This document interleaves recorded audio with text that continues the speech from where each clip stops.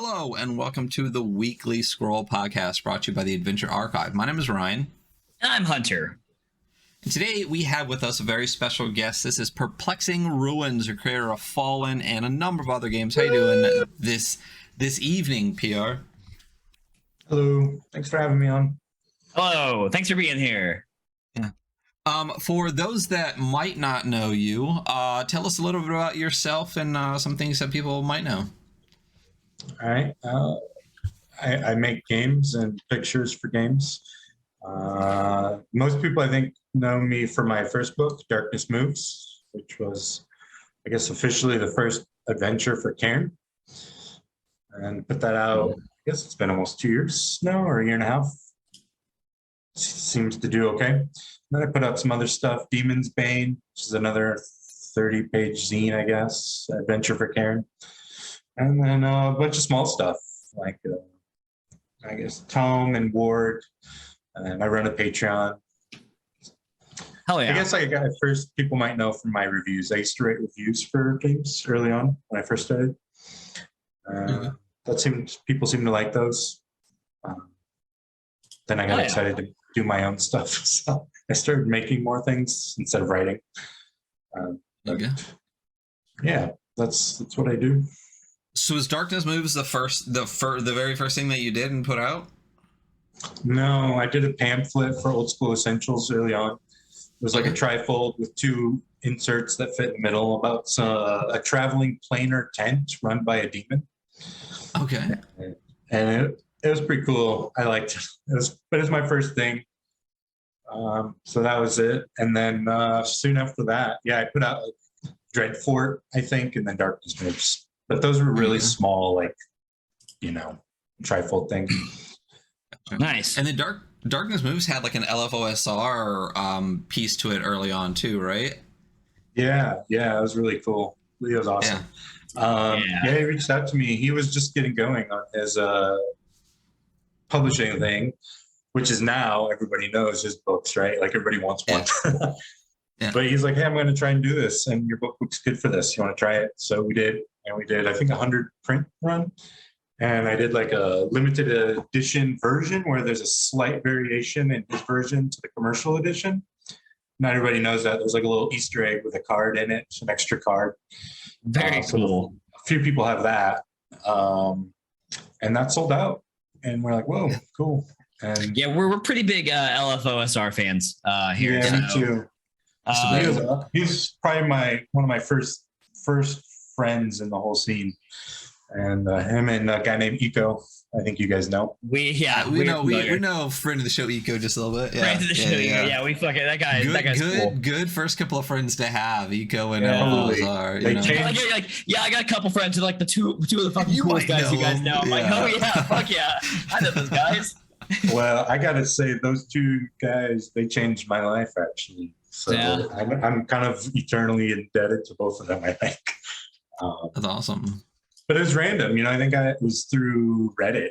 I used to use Reddit a lot when I first started. I don't jump on there anymore. I have a hard time with Reddit, but that's where I met. Maybe both of them actually through art posts. And then very cool. And then Eco asked me to do some art for him, and he commissioned me to do a piece, and I painted the Faceless God piece. That's Broken Luck zine. Totally, that's a great piece. I love that piece. Dude, I used the Faceless God as the background for when we interviewed Eco. He likes that painting. It was one of my first cool. It's like washed on paper. I think he has the original. I think I sent that out to him. And that was it. That was a cool start. He liked it, luckily. I was really anxious. I still get anxious about making pictures for other people, especially when there's money involved. It really makes me nervous. But that one turned out okay, and now people like it. Like, it got put in Knock magazine, I think, and stuff like that. That's a great piece. You do a lot of great artwork. Yeah, I mean, I've snagged a bunch of prints off your website, and still get stuff from your Patreon. So it's definitely good stuff. Yeah. I got a new print, hopefully in the works. Big screen panel. So there we go. Very cool. All right, so we have to talk about the elephant in the room. Your most recent, and I assume kind of your biggest project.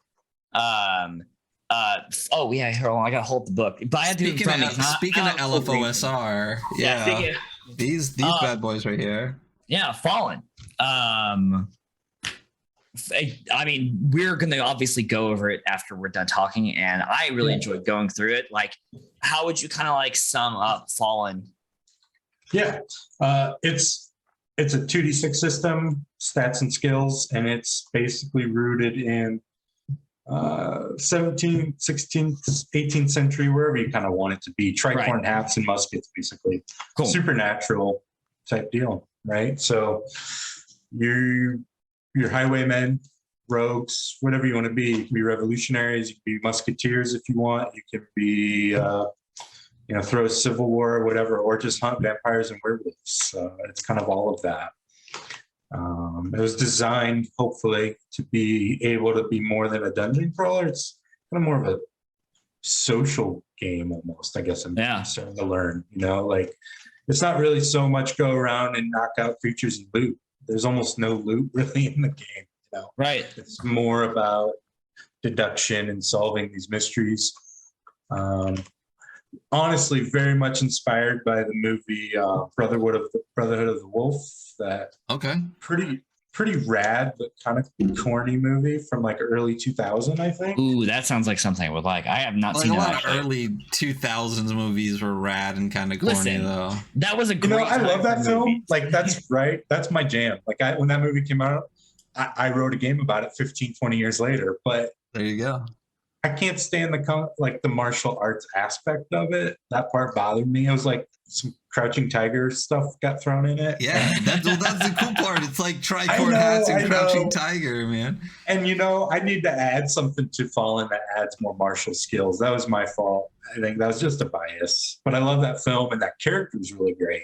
It is your game. You are allowed to have your own bias. You can have whatever honestly, you want. if Ryan, Ryan has written the game, but if Ryan puts in the game, I can guarantee you right now there will not be any guns in it because I understand Ryan has a bias against guns. But you're allowed to have bias in your fucking game. It's your game. Yeah, for sure. So that's essentially that's kind of the game you're playing. That with the model of, I guess, The Witcher. He goes village to village, fulfills contracts to hunt these things. Yeah. I'm really stoked for us to go through it. I think it's really great. And I can totally see the kind of like mystery aspect because I did also read through. I believe it's called In Plain Sight, which is a one shot that came out as well, and it's a murder mystery. Here I got it. Oh, there you go. It's a fucking murder mystery. And the moment I read murder mystery, I was like, oh, I'm 100% in for this. Isn't that awesome? Yes. Josh did a great job on that piece. And I love, it's like Clue meets like a weird parlor mystery game, but with crazy crap happening. I mean, crazy. Looking through this, there's so many of these like one shots and adventures that came with Fallen that it's just like you could out and with 6 adventures. Yeah, I mean 6 adventures. Like you could out the box. Have a few months of games with your crew. If you guys meet once a week like mine does, or I hope so. That's the goal. Yeah, and like there's a solo one. Joy Pedler wrote the solo pamphlet, which is so cool. Very cool. By the way, I know he's working on a game called Harper's Quest. I really like his stuff right now. But he wrote the solo one for me because the game's supposed to be soloable. Now, in theory, any game can be played solo. When you get to deduction stuff, that can be a little difficult, but it also is simpler because you're not like hiding traps. Like if you're running a dungeon with a referee, there's they're either hiding traps or exposing traps for you to solve, depending on your style, right? And with a game like this, it's more reacting to just weirdness, Very cool. Yeah, writing your own narrative to the weird around you. Right, but the pamphlets then let somebody run it too for a group like you're talking about as well. So very cool. So let's give a quick shout out. Josh did a great job on this pamphlet. I love that. Brooklet Games did the Thorn, which is just a weird valley thing. He did all this art and map for it. I love it. LFSOR did a weird Wicker Man farm thing. Right, saw that. Yeah. Toy Peddler did the solo, and then Matthias Squad did the weird castle generator thing. So I love this one. Like they're all fantastic, but the layout in this is amazing. The layout was really cool. Is great. He's really so talented. He doesn't seem to post a lot on social media, but when he does, I'm like, oh man, he's so good. Right. Well, I mean, and then with it too, we also got this dope Fallen bookmark, right? We got and if you're the Patreon supporter, you got 2 of these, the Oracle card. We got the Hillgrab map. We got that's by Kyle Latino. You guys know him? I don't know if we know him as well as we should. And then the character sheet. This is Gontijo, right? That's Bruno Prosecco. Oh, the Bruno Prosecco. That's what it is. Gontijo did layout on the core rules. Did the layout on the core books. Yeah. Gotcha. And then all the it's crazy because, like you said, the Kickstarter. I don't know if we said this pre-stream or not, because of course we had like a 40-minute talk before. I guess we talked before stream. It was not very expensive, and we got like a stack of stuff, which is crazy. Yeah. This would just keep you in a group going for so long, you know, long. And then everybody got a deck of cards for the best Yuri deck. Right. And so yeah. We also talked before the show started because I love Tomb, and I've been reading that for quite a while. And when I first got the PDF of Fallen, it struck me. I was like, this feels like Tomb taken as far as you can take it. And then we were chatting, and you're like, yeah, that's kind of what it is. So tell me how Tomb kind of evolved into Fallen. Yeah. So I really like minimal games. So I started this whole thing like 2 years ago. And maybe we'll talk about my history, I don't know, but when I first got into things, you know, I did actually the first game I picked up was D100 Dungeon, and I played that. Gotcha. Which is really cool. It's by a guy named Martin Knight. It's completely good. I really like it. And then I picked up a 5e book at the library, and I was like, I just bounced really hard up. I bounced off the art first. I really struggle with WotC art direction. Like, yeah. I since, just for the record, I have picked up the DMG, the recent one, because it's actually pretty good in the back, especially as a solo player. There's a boatload of just quick tables in it. But regardless, I bounced off that, and then got more into minimal games, and then discovered Weird North by Jim Parkin, and then Cairn. Actually, before End of the Odd, I discovered those 2 games. So anyway, Tome basically was like, oh, I want to write one of these, you know, and it was a 2d6 little tiny pamphlet game, and a lot of people seem to like it. And I just tried to go for this really pretty concise, minimal start page layout with black and white inset boxes. We love a minimal game on here. And feel free to keep dunking on WotC, because we'll do it all day with you, you know, like at least once an episode. Yeah, at least once every episode. You know, I'm not in a beef with those. I don't care. I just I was like, I hate the art in these books so much. It's like eating a really, really, really rich cake made with bad frosting or something. I don't know. That's how it feels. So, you know, anyway, getting off.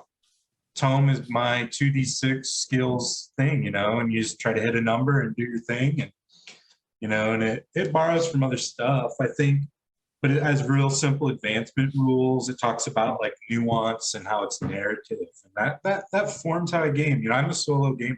I've not once played in a group with other people ever. So whenever I write stuff, I have to like imagine what that's like, or I read and watch a lot of videos and blogs to learn. But I have never played with another person other than my kid. You know, very cool. We played a game today, so that was fun. We played board today. But it's real simple, you know. It's like roll. You have 3 stats. It was basically like a 2d6 Cairn kind of, I guess, is what happened. But it has skills, and I like skills because, especially as a solo player, you know, it gives you things to do because you're not reacting to a dungeon being told to you as much. So you're like, oh, I want to go like read this or look this up or craft something, or you like end up kind of like when you play a simulationist video game, like farming something. You like get to guide yourself, but based on like my so having a does skill this, set is like I'm gonna get really good at playing an instrument, so you test the skills. And then the magic in this game is where the whole Fallen magic comes from. The dark light dice. Yeah, I did like that. Dude, the dark light dice in Tomb, I mean, obviously, like you said, it translates all the way up to Fallen, but that's what got me. The curses and the dark light magic and the virtues and miseries and stuff. I was like, oh, man, this is what's up. Yeah, thanks. It's like, the curses I felt like was a lot of fun because everybody knows DCC with the curse, bad magic and weird, crazy stuff happens. This is just a D4 thing, but I don't know. I tried to make them interesting, I guess. And, so that's Tomb. And then Fallen's, I think everybody liked Tomb because of all the tables. It has a ton of tables for guiding your game.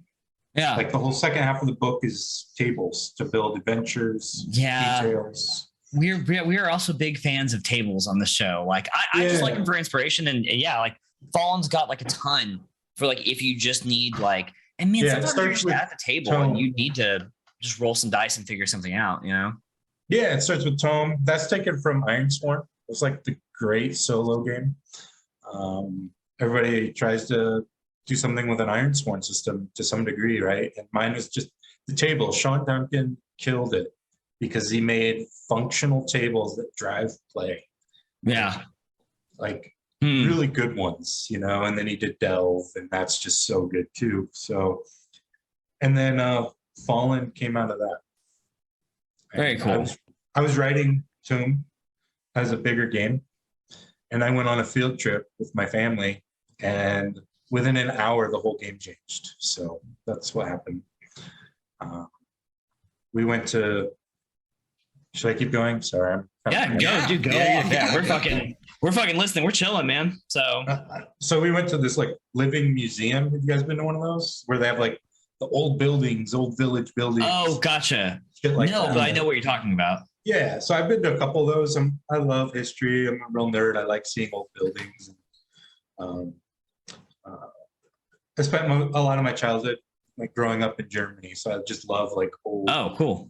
Shit. And anyway, we were at this place and it was really cool. It was like 20 buildings or more, fully constructed. They were renovated in the 19th century, so they're still old even as renovations. And there's like this creek going through it. And I read one of the placards about the tavern. And you read it and it describes this tavern. And there's the building, right? It's like a stone building, just like you would think. And I'm reading it. It's like, and the stagecoach would come right past here, stop at the tavern to pick up passengers and carry on up the hill. And I looked up and like, just like that, I was like, that's it. I'm writing this game. And I went home and redid all the setting for like, I guess 19th, 17th century. And it just like went from medieval to this. And then I really love HBO's John Adams show with Paul Giamatti. I don't know if you guys have seen that. Maybe Laura Linney. I haven't seen it yet, but I do know what you're talking about. Yeah, I don't know. I like seeing old stuff portrayed. I don't necessarily like the whitewash history stuff, but yeah, gotcha. I like seeing old buildings and ships and harbors and stuff. And the opening of that scene is like John Adams' character walking his horse through these dark mists. He's got his tricorn hat on. And I was like, And then I asked Zach to make that piece of art for me. And I was like, watch the first 2 minutes of this show. Don't watch anything else. I just want this vibe. And then weeks later, he showed me the piece of art. And I was like, that's my game. That's awesome. Yeah, it's funny. You describe it as I think it's a Baroque style RPG. And like, that's like that's a very specific, like, first of all, I don't know if I've heard anyone like people say medieval, but like I haven't heard anyone like, oh, specifically it's like a Baroque style. It's like that's all done to. Yeah, you're listening to Vivaldi and you're firing your musket at werewolves. And I'm just like, oh, I totally like it was a good description of it, and I was like, oh, okay, I can place this very quickly.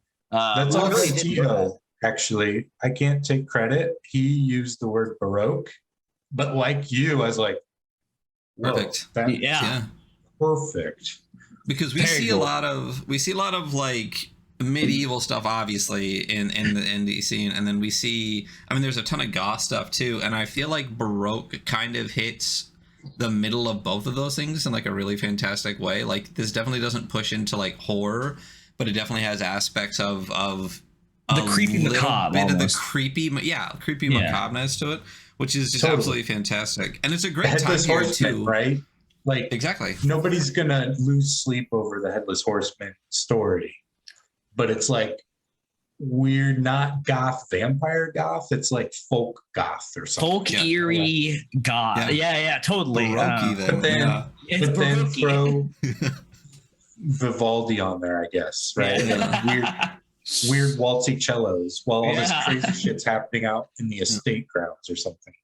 It's such a good time period too, because it's like right on the cusp of like really any technology you really want, like one way or the other. Like, I would play it obviously super low tech, but if people want to start advancing the tech a little bit, it won't feel super out of place. So it's placed really well. And honestly, who doesn't think a tricorner hat's cool looking? You know? Yeah, that's very true.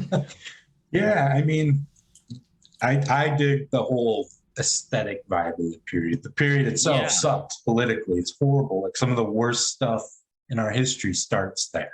Right. Like, and I kind of try to talk about that, like in the third party license, like some of the really crappy, touchy, evil stuff that happens, colonialism just starts happening at that point. Imperialism is, and slave trade obviously is the horrible scar essentially on our culture there. And this game takes place in that period, but I tell people, like, you can, because you shouldn't necessarily deny politics in game, right? But you can play it that way and like run a revolution, or you can like have fun and be the werewolf hunter and not, so I think it opens up this, the 30 Years War in Europe happens at that point. Yeah. And it's just horrible, like all this horrible, grim, dark, not comic book grim dark, but like millions of people's lives got wrecked. Grim and dark, like but yet the courts of Europe are like waltzing to like frilly music, and new countries are being born, and I don't know, I think it fascinates me. It's really dynamic. Absolutely. I can totally see how that's like there's a lot of movement for people and culture in that time period. I do like the fact that in the book it does say like your rogues are like, you're right, you could be revolutionary. It's like you could play this as like, you could fucking overthrow the king of fucking France, like totally, it really could be that game. Or you could just be a piece of shit too, Like, you could, and it's touchy, and I leave it to the responsibility of people how they portray it. I tell, don't use my game to portray shitty stuff, because this period is rife with shitty stuff that's still implicated today in our culture. Unlike certain medieval, like it's so far back, it's kind of almost a caricature, but we're still dealing with the ramifications of slavery and colonialism. And so go take out slave ships if you want, go throw a king out, or just go hunt vampires.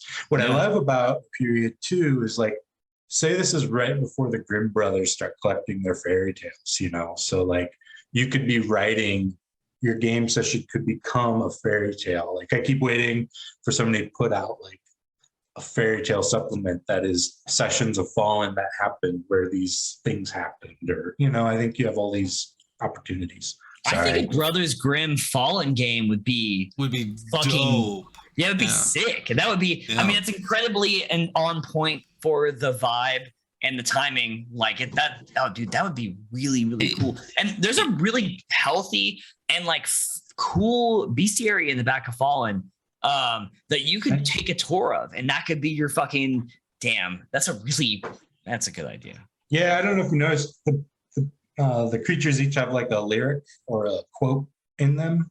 Mm-hmm. So I tried to like create this story aspect of it, like almost even implied narrative or folk tales or little poems for each creature. Anyway, sorry, that's a ramble. This whole show is a ramble. That's the point. All we do is ramble on this show. Did you do a Fallen jam? I would like to. I'm afraid to. Why? Just do it. Let's go.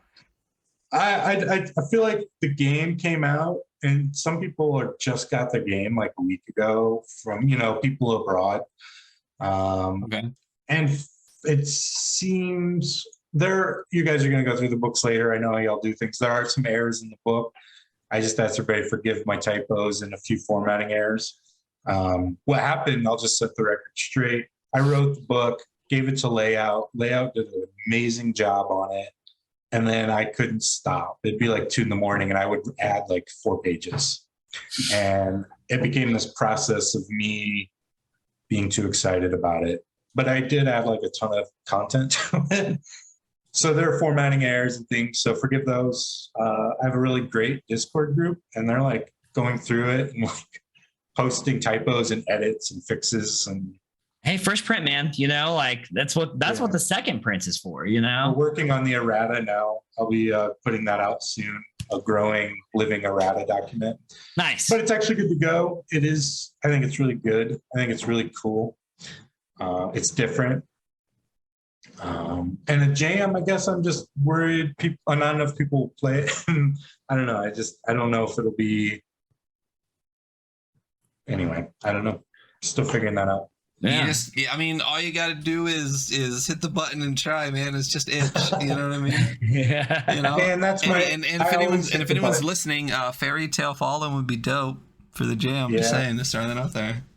Yeah, I think. I think it's beckoning for fairy tale supplements and like revolutionary political stuff. I think you could go. You have like some cool like thematic like space to move around. I think so. It's kind of like it is unique because I think we see a lot of dark stuff and we see a lot of different time periods, and we've always seen some fairy tale stuff, but this is like the kind of grimmer or darker space that this inhabits is a little bit different from other like we said, like grim dark games. So it would be cool to have like these. I mean, I'm just thinking about my table and running a revolutionary game and having those same characters run like a fairy tale-esque game, and like how much fun that would be and how cool it would be and how like much narrative space to move around in that'd be cool. Someone make a fucking fairy tale add on to this. You do it. Write an adventure, Hunter. I can tell you somebody's translating it, and it'll be published in Spanish very soon, I think. So really nice. Yeah, that's cool. It's like that's the dream, right? You put out something you spend a ton of time on, and people like read it and dig it and play it and talk about it, and then translate it. And so I'm really excited for that. The guy translated Cairn.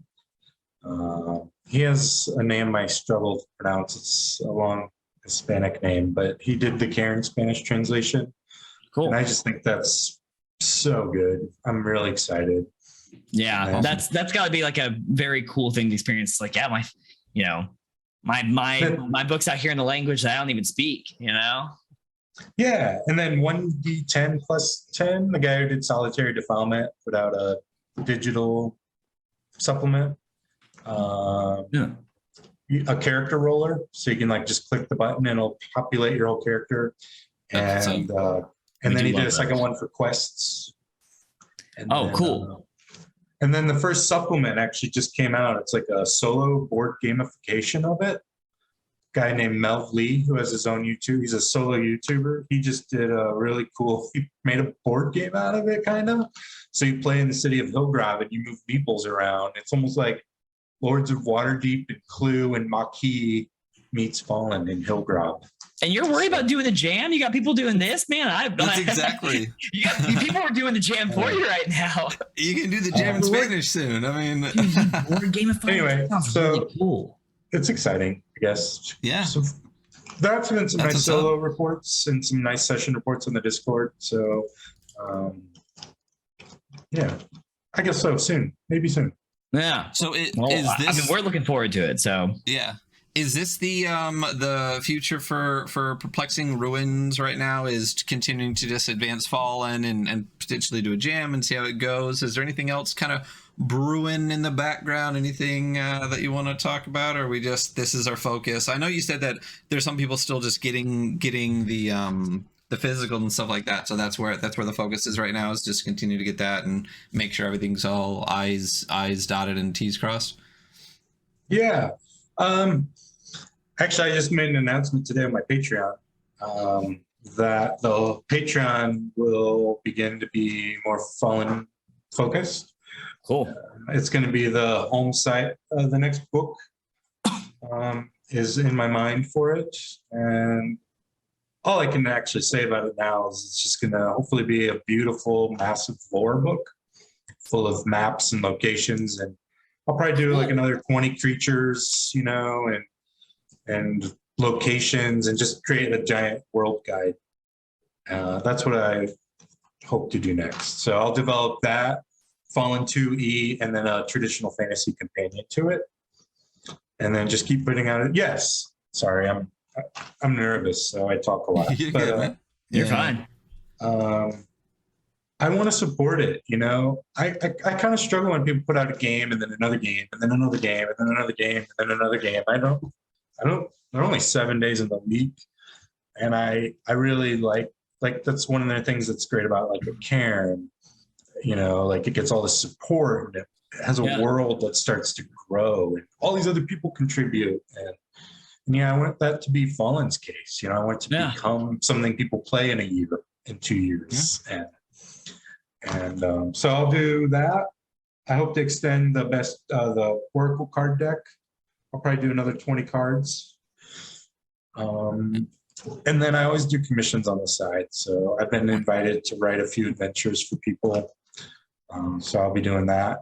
And then I'm wrapping up an illustration game for Longtail Games. I did 200 illustrations for a card game that they're publishing, hopefully soon. Oh, cool. That's what's up.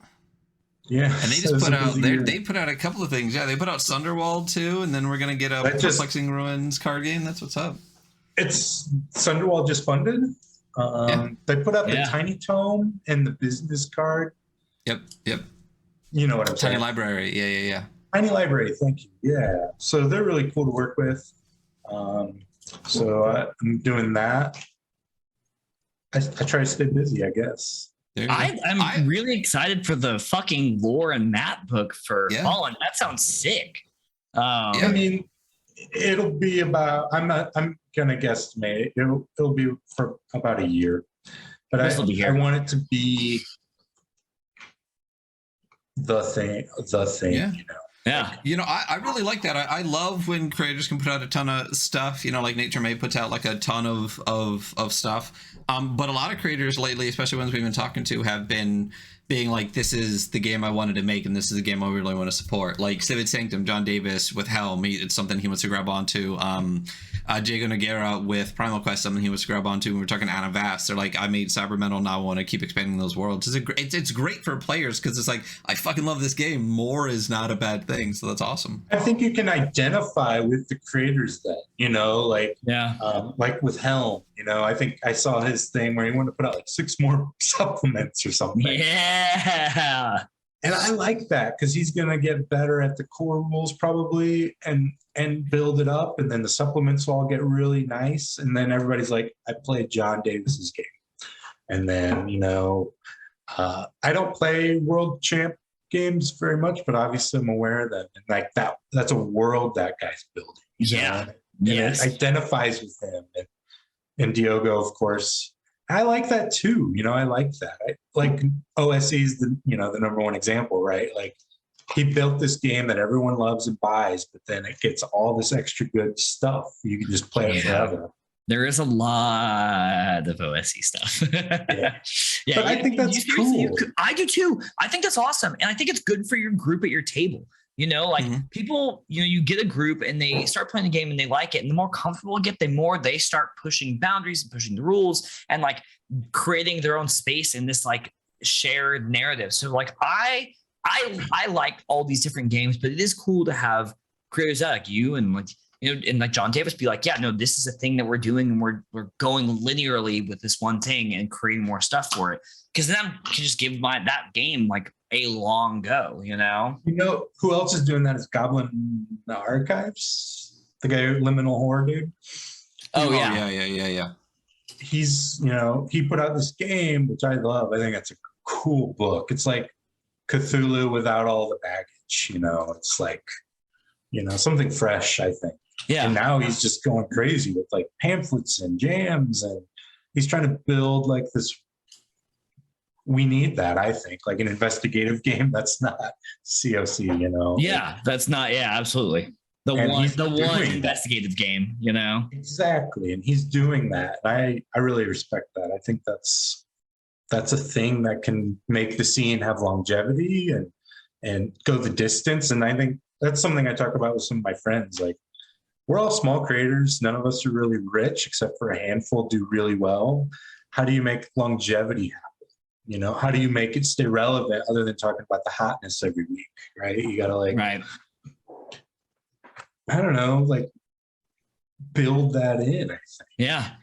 Just build a community. And if you take anything from Wizards or, TSR, I guess, is it's like they put out something, people dug it, and then they supported it for 40 years. And through its permutations, I guess. But there's a world there in which now people can explore. I like that. I think that's cool. Yeah, it's fantastic. Well, I'm glad. I mean, I obviously support the Patreon, so I'm excited to see all the Fall Into Me stuff. As soon as you said, I was like, I did not get that email yet. What are you talking about? But I was asleep. It was 2 hours ago. So it's going to be good, man. I had a bit of a awakening, I guess, in the last few weeks regarding my work and what I want to do in my future and Patreon. And it's a hard gig, man. Like, you put out stuff and people pay you for it. Like, that's like a responsibility position, Yeah. And I'm not one of these people that can like make something and it's gold every time. And there are people who do that. I respect the hell out of those people. They're just really talented and they work hard, right? So I decided I got to focus and just really hone in and make something really great. And so the Patreon will now be the home of that, where I'm just like focused, and I think it's going to be a strong year. I'm pretty excited. Winter's my favorite season. I'm excited just to like sit down and carve out some weird, amazing stuff. Like, that movie Field in England? Have you guys seen that? Wait, which one? A Field in England? Have you seen that film? Nope. I don't think so. No. Oh, what? That's so good. Well, I mean, that's one of the leading influences on Fallen to a degree, I guess. But that and Brotherhood of the Wolf. That Brotherhood of the Wolf. Brad Kerr's adventure, Hillgrout, kind of smacks a little of Field in England. That's a great movie. You guys should check that. It's like a trippy... I got Post-it notes. I just put it down. I got it. I'll check it out. I rented Brotherhood of the Wolf, so I'm gonna watch it after we all get out. I'm gonna game after this. Oh man, it's gonna be interesting. You'll have to watch and tweet about it. Yeah. Oh man, it's like a black and white psychedelic 30 years war film where guys eat mushrooms. It's a trip. Okay. Hell yeah. All right. I'm down. So speaking of, so we just said that your Patreon is going to be the home for a lot of Fall Into stuff. Where is the home that where you can buy Fallen like right now? On the website, just perplexingruins.com. Well, it's on Big Cartel, so that's the host.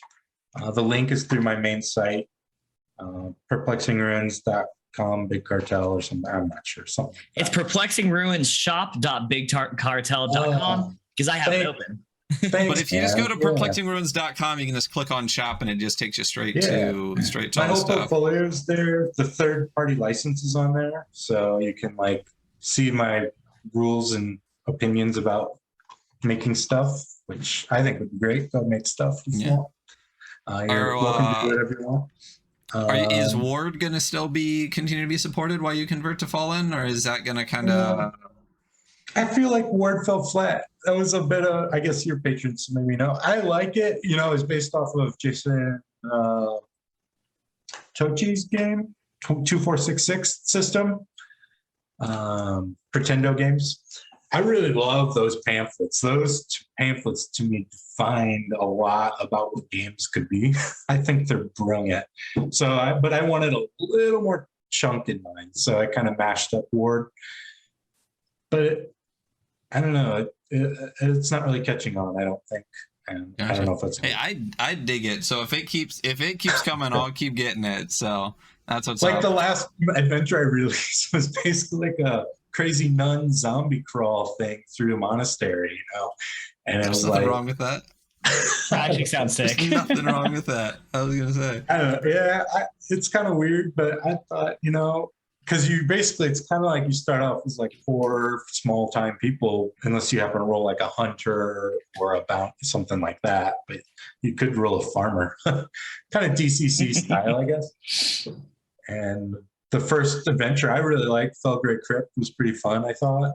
And the second one, you go, and basically the plan for that, since you're patron, I'll just drop that now, is like keep releasing all 10 of them and then put them in a collective zine all together with an entire hex crawl of all 10 locations. Very cool.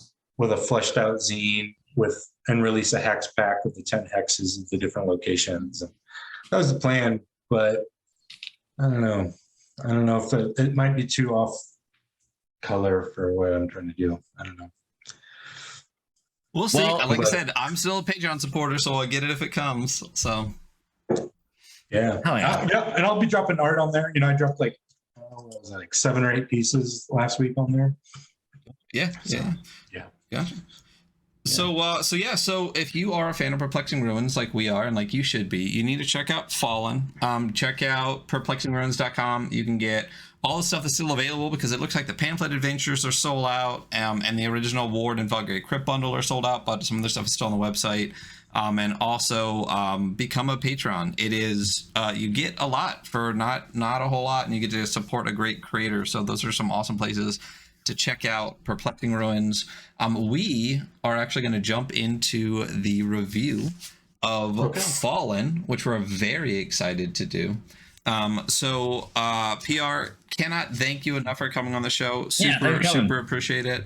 And when 2E drops, we'd love to have you again and chat a little bit more if you're down. Thanks, guys. Have a good night. Appreciate it. Yeah, absolutely. All right.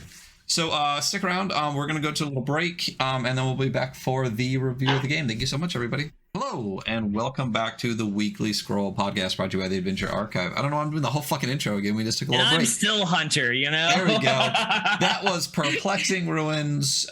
Great guy. Super fun to chat with him. Had some great games. I'm super excited to go over Fallen. Prior to hopping into that, though, we are going to do a couple of quick Kickstart the Podcast this week.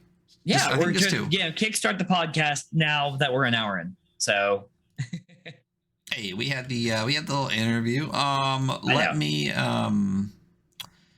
actually find the correct one. Don't no one look at me, everyone. Don't pay attention to anything happening behind the curtain. Yeah, don't do that. Don't do what he just said. Oh no. Yeah. Hey, everyone on the podcast. I got a new tattoo. So there's that. You can see my backhand, It's very cool. That's why I got it. So you can get backhand people? So people can see it when I backhand them. Yeah, absolutely. All right. So we got 2 to go over. Do you want to go over this one, or do you want me to do both? What's your plan? What's your works? What's your thoughts? I think I'm good to sit and enjoy the sound of your voice for a little bit. Actually. So. All right. So this one is called Timescape, a cyborg module inspired by Terminator. This is from a great friend of the show, Astrolich. Bestie. Yeah. Good dude. This is Come With Me If You Want to Die, a module compatible with Cyborg/Merkborg.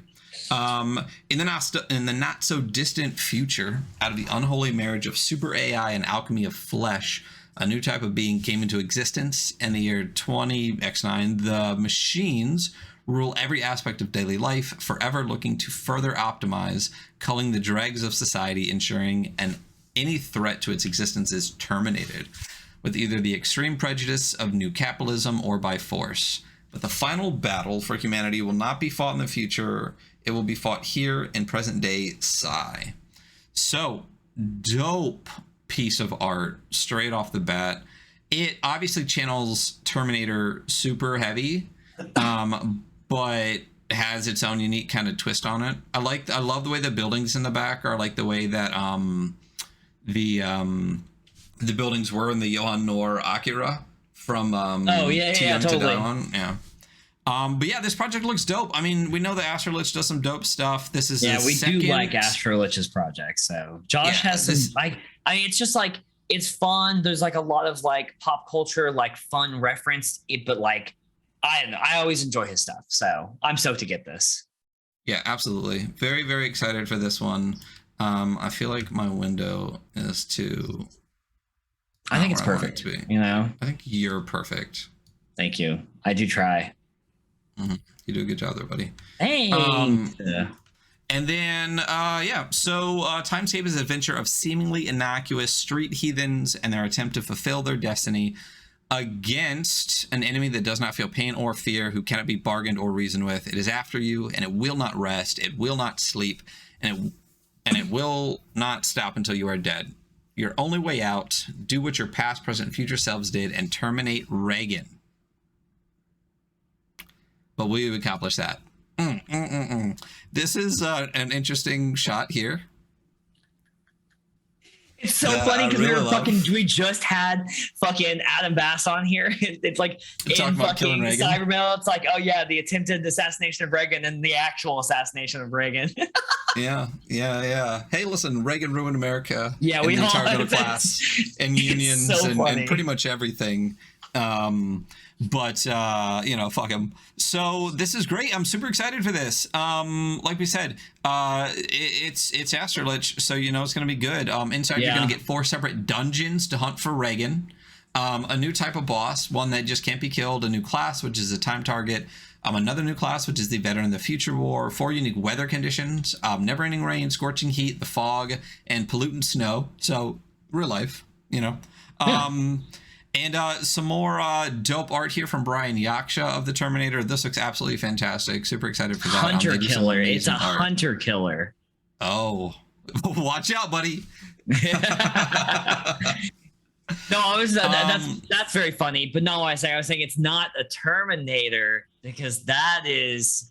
It's a hunter killer. So. It's a hunter killer. There you go. So super, super excited for this project. It's definitely funded. It's like more than 200% funded. It's going on triple funded. It's fantastic. And the reason for that is because Josh Dunham is a badass and Astralich does some cool stuff. So check this out. Absolutely go jump on this project. Keep funding it. It is going to still be going for another 2 weeks. So it's just going to keep getting more and more stretch goals, I hope, unlocked. And obviously, I mean, this was like a first, second. I'm pretty positive I was backer number 1 on this. You were backer number 1. That's right. Yeah. So that is Timescape, a Cyborg module from friend of the show, Astralich. So you definitely want to check that out. And then the last one, because we're only going to do 2 today. This is one I'm super excited for. It is called Black God's Kiss.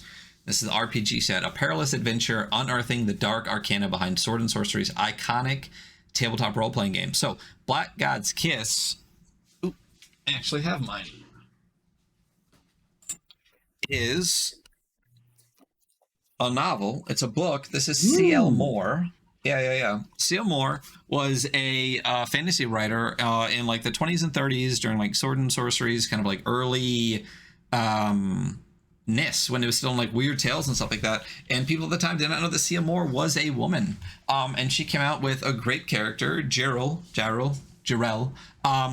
and people loved it, and it's fantastic. So Black God's Kiss is a perilous setting, playable as an RPG module, compatible with both 5e and old school essentials, or as a standalone microgame for 2 players with custom rules for loss of humanity and streamlined mechanics for enduring cosmic horror in an eldritch pocket dimension. And it's based on the fantasy fiction of C.L. Moore, who stands as one of the great sword and sorcery and weird tale authors of the early 20th century. The box set contains everything you need to delve into the starlit realm of the Black God, explore forbidden ruins, encounter wretched creatures, and retrieve a weapon of dreadful power, the Black God's Kiss. Undertaking an expedition in this pocket dimension will tax your mind, your body, and threaten the very nature of your soul. To survive, you must carefully make choices. Managing your own humanity is a limited resource, which diminishes by the hour. And to succeed, you must not only confront the Black God, but the darkest recesses of your own shadow self. Yeah. This looks amazing. Fuck you, Ryan. Honestly, fuck you for that. Yeah, in the moon, I know it's he. Yeah. So great Kickstarter page. It gives you a little breakdown of CL Moore and who they are and what they did, which is absolutely fantastic. Talking about the character they created, Jarrell. And then hop straight into the pledge levels. And I love the way the Kickstarter page is laid out because much like the Mothership Kickstarter page that I thought was fantastic, there's a picture of everything you get with each pledge tier, which more people need to look at that because that's such a great way to do it. People love pictures. But even for just $29, you can get the digital set, which gives you the Black God's Kiss source book PDF, the Black God's Kiss original short story, the Black God's Kiss Shadow Manual, which is a stretch goal, which I'm pretty positive they reach right now, the Black God's Kiss original story, the Escape the Keep module, the Black God's Gambit micro game, the gameplay map, and Punchboard Pawns. PDF of all of that for only $29. And then the core set is $59 to get all of that in its physical form. And then going up from there is the deluxe set, which is $89, which just gives you a ton more. Some illustrations. You get a miniature of, it's miniature, but it's fucking big, of the Black God's Kiss. It's a big ass miniature. It's a miniature. It's a maxiture. And you get that plus VGT maps and tokens and a bunch of other stuff for $89. And then if you bump up to the $189 Black Gods bundle, you also get the whole core set and deluxe set. That comes with a t-shirt, it comes with a poster, and it comes with a trifold GM screen, which has been added as an add-on, but the t-shirt and I think the poster are going to be Kickstarter exclusives to the Black Gods bundle tier, if I remember correctly. Another person associated with this project, this put out by Janaka Stuckey, is friend of the show, Max Moon. Who? Yeah, some guy, some person that we know, we've chatted with a couple of times. They are the person that is doing the micro game for this Kickstarter. It's Black God's Gambit, which is based on CL Moore short story Black God's Kiss. The warrior Jarrell's kingdom has been overtaken by the warlord Guillaume. Her last-ditch attempt is to travel into the realm of the Black God by a secret passage in the castle's catacombs, searching for the means to destroy her enemy and take back her kingdom, potentially at the cost of her own soul. And this is a two-player game pitting players against each other. So, you and me, homie. Oh, yeah. One player takes on the role of Jarrell, one player takes on the role of the Black God. So super excited for this. It looks like a stunning project. The miniature is beautiful. Here's a shot of it. If you're not in podcast land, it's spinning around. It's absolutely fantastic. Hand washed, hand inked washed. It's wild. Like it's wildly right? Cool. And it's big. It's big AF, dude. It is not small at all. Have you read CL Moore? Like you have that one. So you have that one book, right? And what's crazy is I have not, but you know who is a massive fan of CL Moore? If you know, right, just off the top of your head, who's a fan of like strong female characters? That is it somebody that we know personally or somebody that we know out in like the podcast? Yeah, I mean, I know them personally. We talk about them all the time. They're a friend and mentor and homie. Yeah, obviously Cirsa. Obviously Cirsa Victor, a huge fan of CL Moore. Okay. So definitely he snagged this right away. So if you know that, then you know this is good. I am wrapping this up now. Makes me want to read even more. It's fantastic. So I'm really excited to get that and really excited to get this. So the miniature, a regular miniature is 32 millimeters. This is 48 millimeters. So it's like 1.5, metric minis going through there. Chewing through some stretch goals because this is already backed at $64,000. $64,000 fucking dollars with 24 days left to go. You think it's gonna make? It might. So they got Black God Shadow, which is the additional story at $50K. They just unlocked a soundtrack, doom-laden ambient soundtrack for gameplay. For all tiers at $60K. At $70, there's going to be illustrated by an OSC printable character sheets. And at $90K, there is foil stamping which I'm very excited for, and then more if they keep going. So I'm really hoping we hit that 90 and get to that. So yeah, like I said, you can add on the GM screen, the VTT tokens, and the Encounter with the Architects, which is a one-shot pamphlet module that comes automatically with the deluxe box and stuff. And they just recently added the did I say GM screen already? Yeah, to be able to do for the add-ons. Yeah. So if you look at the creative team, we're talking about Peter Bebergal, who is the RPG lead. He is a writer. He put out, he's the editor for Appendix N, the Eldritch Roots of Dungeons and Dragons, which I jumped on the website and it was sold out, so I got to find it somewhere. Janaka Stuckey, who they put out Ekphrastic Beasts, which, you know what? I actually know where that one is. Have you seen Ekphrastic Beasts? Yes. I thought I knew where it was. Oh, here it is. So, just so people get an idea of the quality of stuff that Burning World puts out, this is Ekphrastic Beasts. Yeah. Okay? It's gorgeous. It's gold foiling on the front, page on the side. So this is a 5e bestiary. And you know, I don't need to say a whole lot about that. But Max has actually talked to me about it and was like, hey man, like, I know, but look at some of the art and like the way that they actually did like the creature creation and stuff like that. It's stunning. Yeah. I think I was there when you talked to Max about it one time. Was that were we on the show when that happened, or were we on like you know was it when we were playtesting? Was it when we were playing maybe Abyss of Hallucinations? Yeah, it might have been then. So every single page is like a full page of art and a monster. So it's a stunning book. So then I was like, okay, they put out super fucking quality products because it feels great. And then Max Moon is the game design, is the micro game lead. And obviously you know who the fuck Max Moon is. If you watch our show, you know who Max Moon is. Yeah. So and then some amazing art. So Profil, Joe Brogson, and Matt from Knucklebones Minis is putting the mini out. So anyway, this looks fantastic. And not only does the project look cool, it's going to sound really cool next Sunday when Max and some of the people from Black God's Kiss are actually here on the show chatting with me because Hunter's going to be at work. Yeah. Sorry, buddy. I'm really actually super bummed I will not be here for that. So yeah, call out and then be on the internet. I'm the boss. Well, shut it down. Shut it down. If you just release like a rat the night before, you're just gonna have to shut it down. But you didn't do that, just in case anyone's listening. Anyway, so super excited for this. Black God's Kiss looks dope. And again, next Sunday, we're gonna be talking with some of the creators and Max, as far as I know. So be here then to check that out. Well, I'll post about what time and everything like that. But dope project, looks super sick. Obviously went balls to the wall on this one. So yeah, it's gonna be a good time. So are you, my friend? Are we ready to hop into fall? Listen, I was born ready, brother. Oh, that's not where we're supposed to be.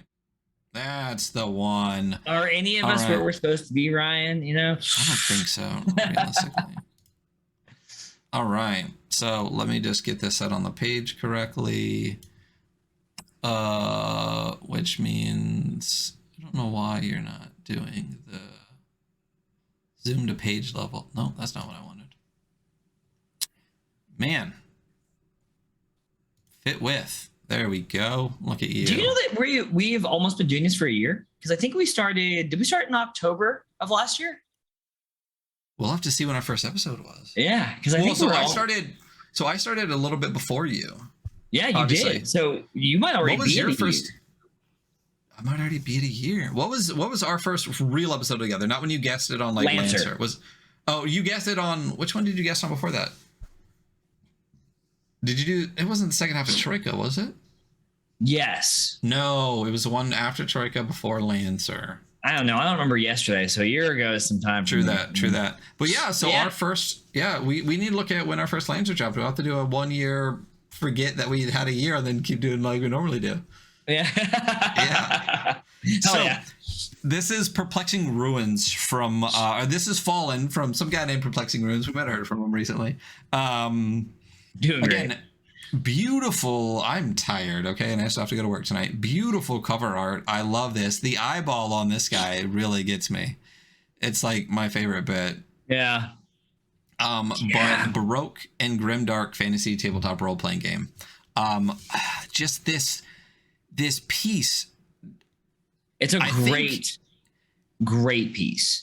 I think it's easy to kind of flip past and just be like, oh, okay, it's a horse.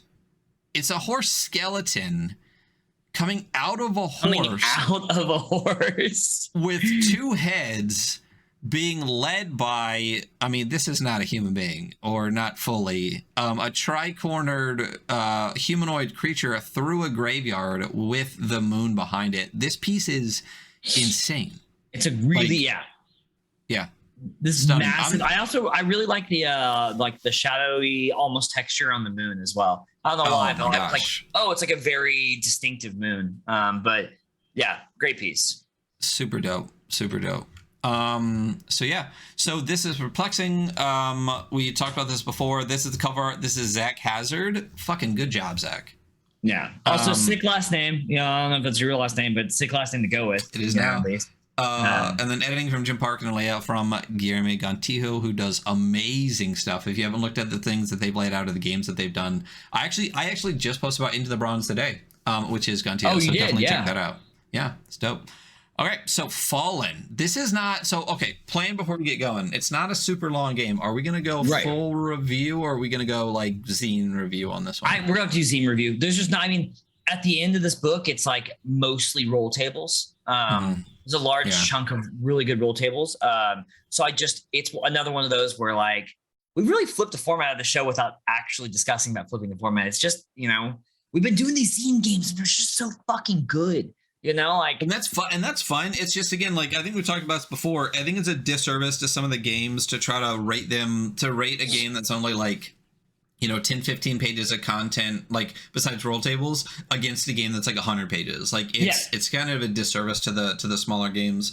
And I like the way that we've been putting out the things, but we still can give our thoughts on the things without doing the full. And listen, if you're listening right now and you have a problem with that, go fuck yourself. I'm just kidding. Send us a message. Email us at the weekly scroll at Gmail. If you're listening, thank you so much. We have been getting some more comments on the Instagram page, and it's been super encouraging, and we really appreciate all our listeners. We do really like y'all. So thank you. It's fantastic. So Fallen sits somewhere in the historical precedent of the early modern period, generally speaking, Euro-American 16 to 1850, heavily influenced by superstition, knowledge, and folklore. We talked about that with PR.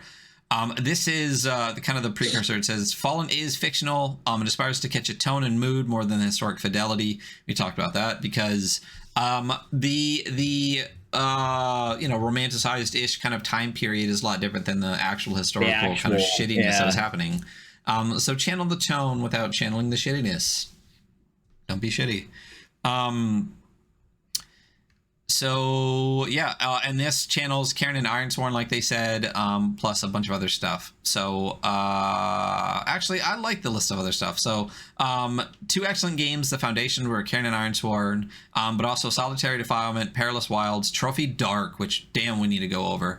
Bastards, which we have, which is fantastic. Rogueland, Maze Rats, which will forever be one of my favorite games, and I will always use as an intro. And Hero's Journey and Blood in the Root, which is one of the coolest names ever, have left imprints in the text somewhere. So jumping straight into the game. Cool acknowledgement, by the way. Just like a cool way to put that. It's like left their imprint somewhere in here in their own way. I'm like, oh yeah, cool. Oh, that sounds cool. Yeah. So great layout. I love the flip from between black and white pages. So I'll hop into abilities. So super simple, as PR said, like clean rules like games. Fantastic. 4 abilities with which to modify your actions. You assign your modifiers 0, +1, +2, +3, which is very nice.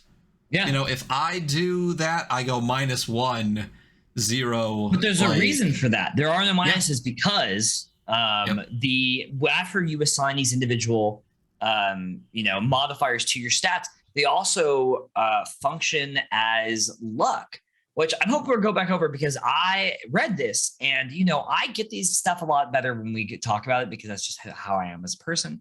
But yeah, they also function as relics, so negative wouldn't work in the circumstance. No, exactly. So 0, 1, 2, 3, once each to an ability of your choice, representing, and I like this, represented by placing a 1d6 on your character sheet, turned to the correct number. These dice also function as your luck. Alternatively, after assigning 0, you can roll d3 to randomly assign the remaining modifiers, which I really dig too. Yeah. So it's not just one. You could have like 1, 1, 1 or like whatever, which is fantastic. I did like that, and I feel like a lot of games we go over, like a lot of the zine games are like, oh, it's just these. Here's the stat block. Here you go. And I do still kind of like rolling for stats. So it was nice to have somebody, just because you could do this in most games, but it's nice to have him actually bake in like, hey, yeah, alternatively, you can still roll for stats, you know? If you want to. Yeah. I mean, I do like that it's baked in because obviously you can do whatever the fuck you want.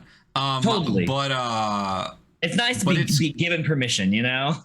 Well, it is, because some people, you know, and at the end of the day, and this is fine if this is how people do TTRPGs, and I honestly, this isn't even necessarily a knock on 5e. I think a lot of people don't feel sometimes with the way some rules are written that they do have permission to do other things. Right. And might not have the experience to be like, whatever. So it is nice sometimes to get that permission. And with 5e, it's the exact opposite of the way the rules are written. You can only do what they say, except that the whole first page is about throwing it away if you don't want it. But really, you're only supposed to do what they say. So you don't really get that kind of permission a lot. So I do really enjoy that here. So you got 4 abilities: strength, focus, agility, and will. Exactly what they sound like. We don't really need to go over those. We do not need to. And I love that, like, you know, call the thing a thing, you know, like call it what it is. Very easy to understand. The rank system is really interesting. A rank and luck. It does. I read through both twice just to make sure I got it right, because it's not hard, but it's different. Right. The rank system feels more like a lot of usage die systems, which is interesting. So in Fallen, you use ranks, right? It's 4, 6, 8, 10, 12, and 20, right? Represented on a character sheet by the relevant die. And when a character sustains a wound, and this is a question I have in the PR, in this too, and I think I'll have to hit PR up about it. There's wounds written sometimes and injuries written sometimes, and I think they're interchangeable. Okay. So when a character sustains a wound, you reduce a rank from 1 step by 1 step. So if you have a D6 as your rank, you would go down to a D4. When a character sustains harm, you reduce the pips of health equal to sustained harm until the next rank is reached. New characters begin at rank 6, and at 0, you must have success on a will test, and if you miss, you die. If you succeed, you return to rank 4 and gain an injury. So this is what I'm saying. Like, there's a wound listed and injury listed here. So, wait, does not reference injury later on? Hold on, I'm gonna look. But is wound and harm? I know it talked about injuries, but what? So if you sustain a wound, you reduce a rank. So is harm just the pips? A wound is what reduces you by rank, and an injury is what you hold on to if you sustain. Yes, that was my understanding of it.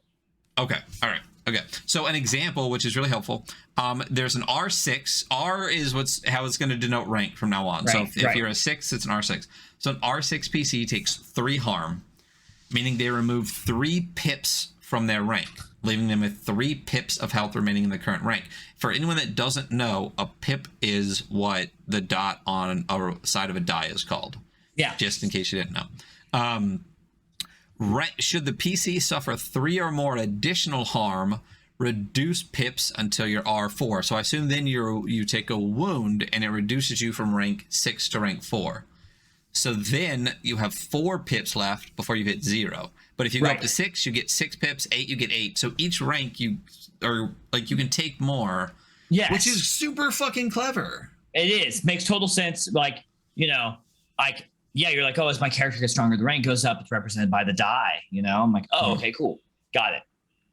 I have Iron Sworn, and I haven't read it. There's some things that we read. Like, I haven't read Blades in the Dark yet. I haven't read Iron Sworn yet. Yeah, I have it, but I just have to read through stuff because there's sometimes we're like, man, this is really clever. And then it's like, oh, this is the Forge in the Dark game. I'm like, so is that you or is that Blades in the Dark, you know what I mean, kind of thing. Yeah. So if this is heavily inspired by Ironsworn, it makes me really want to read Ironsworn to just be like, Okay, cool. And I think I know I own it, so I'll just check it out. Do you want to go over luck, or do we want to chat through luck? Okay. So we'll go over it and then let's talk about it. So luck, your modifier D6s are also your luck dice. You may choose to roll any of these dice along with your 2d6 to increase your result. They must be chosen and rolled along with 2d6. However, one burned for the day, however, once burned for the day, the chosen dice is no longer in play, and its related modifier is now +0. Luck replenishes each day, so when you rest for the day. So, Okay. So the way it works, you know how when you have your abilities, right, you place a D6 on your character sheet for it, right? So you'll have 4 D6 listed, one on strength, one on focus, one on agility, one on will, right?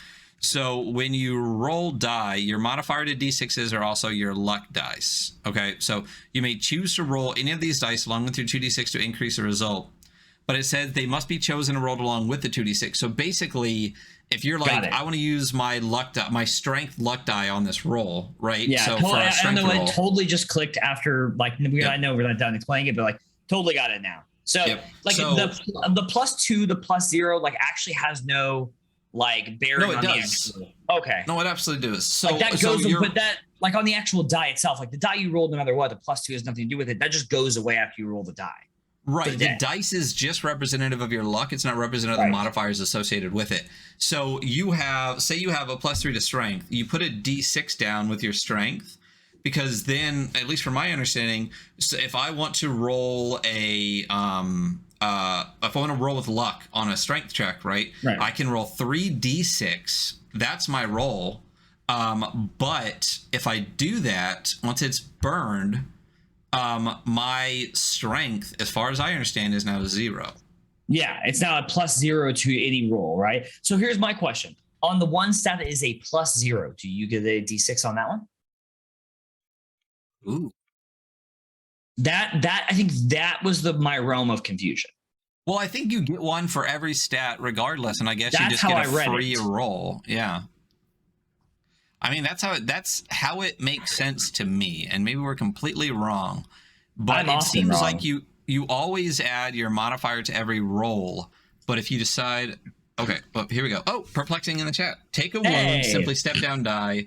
Harm simply reduces number of pips. Yeah, exactly. Okay, we got it. So for luck, then, since we have the creator in our chat with us, nice. You always add the modifiers to every roll, but if you want to use your luck die on that roll, after you've used your luck die, that ability becomes 0 for the day. Basically, you burn yourself out on that ability. Is that correct? And does the ability that has a +0 get a luck die? Because if it's a +0 and you burn the luck die, it's still just a +0. Modifiers are relevant to luck. It's just used instead of writing with perfect. Yep. Okay. Yeah. So it's so you just basically you get 4 luck die, and then you can roll those. But after you use those, your modifiers are reduced to 0. Gotcha. Which is great. Basically, like you can burn yourself out on whatever ability you want to do once, and then you're done for the day. Yeah. Cool. Okay. Right. Yeah, I like that. It's your push. You know, it's you're pushing your ability, and afterwards, it's like, yeah, you push yourself on this, and now you're laid out a little bit, so you're not going to be quite as good as you normally are. Yeah, you push your luck. There you go. Yeah, you push your luck. So, how to play the game? When you say it like that, it sounds so obvious. When you say, that's exactly what you're doing. I'm then there you go. smart at other things when we're not on the show and no one's talking to me and I'm alone. I'm real smart. So, play as rogues or highwaymen, protectors of the nobility or the revolutionaries, wanderers, lone solvers of mystery, and fighters of the horrific.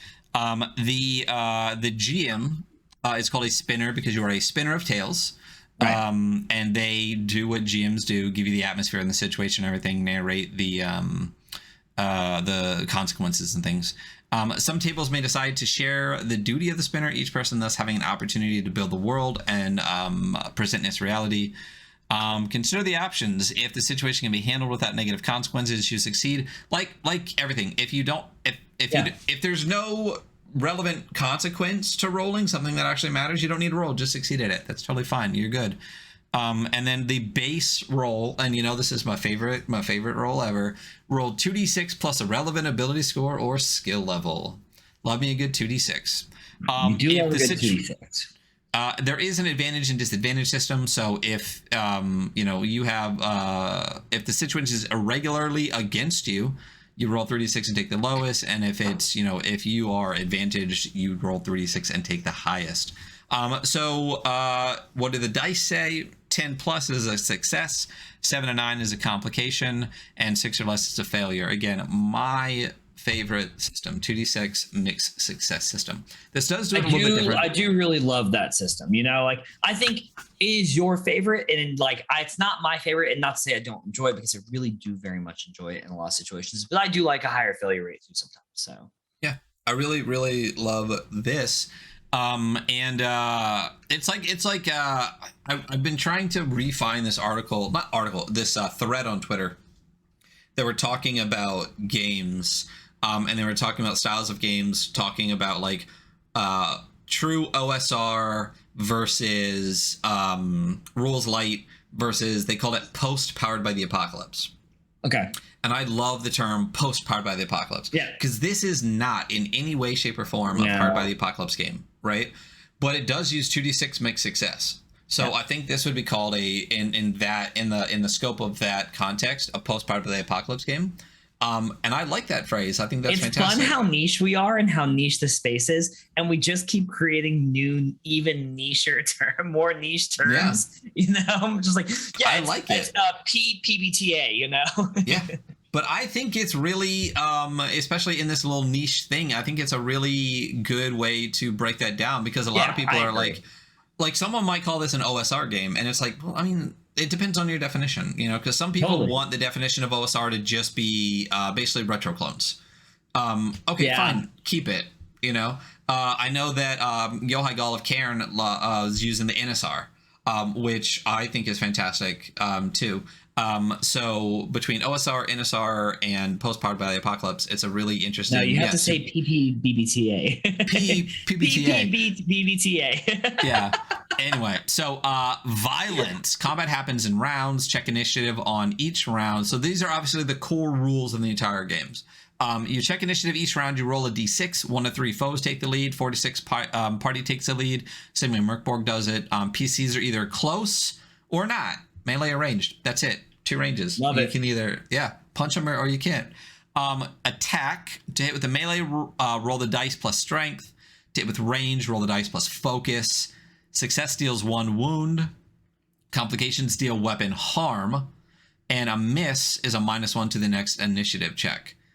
So, and then I think the difference with this, and the way I read it, because you're rolling defense checks, is so a game I'm working on, for example, when you roll, or even Victory Basic, let's say, if I were to roll a 7 to 9 on a hit, that would trigger a GM action or an enemy attack back on me. Right. But the way I read this, it doesn't.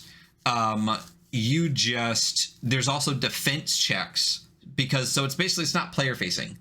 There are bad guys it is player facing, but the bad guys get turns. Right, because they can move. Well, yeah, it's player facing. You roll defense checks. Yeah, but when you, bad guys don't roll against you. You roll to defend against the bad guy attacks. So much like Merkborg, it's all player facing, but enemies get turns, as opposed to the turns being associated with your roll. With your roll of failing or complicated. Right. Gotcha. Successes just deal 1 wound. Complications deal weapon harm. And then a miss is a -1 to the next initiative check. And then defense, to evade, roll the dice plus agility. Success parries the attack and deals 1 harm. And complication, take foes harm. And a miss, you take 1 wound. So I really like the back and forth of the complications of both hitting and defending, it really makes it dynamic, super dynamic. Yeah, there is it's not like there's a lot going on, but there's like a lot going on, like a really very like fun way. Yeah, I really that's really interesting. I kind of want to fucking play this. Let's play it. To evade, So subtract armor value from incoming harm. To avoid incantations with capital I, players roll the dice plus will and must have success. The fiction of play should be considered. A knife, when used while being stealthy, may slay a stronger foe. Numbers may be guide, but Fallen is not a war game. It can be played entirely in narrative with occasional dice rolling. So yeah, I really, really like the attack and defense system on this. I really love like I said, my favorite thing about 2d6 is the mixed success. Like the 7 and 9 is like the best part of it. But the use of mixed success, whether it's attacking or defending, I'm like, oh, that's really cool. Like that's a very unique take on that. Yeah, it's like really cool. It really makes it dynamic, like I said. Yeah. And like once again, like we always say, like we said earlier, like 2 seconds ago, like if you know that you can kind of play with narrative combat, you know that. But it's nice to have it there. It's like, hey, a stealthy knife, like it doesn't matter what the dice say, like it's a strong foe. Yeah. You hit them then stealthy with a knife, like they're dead. Like a person would die. Slow knife kills, man. Yeah.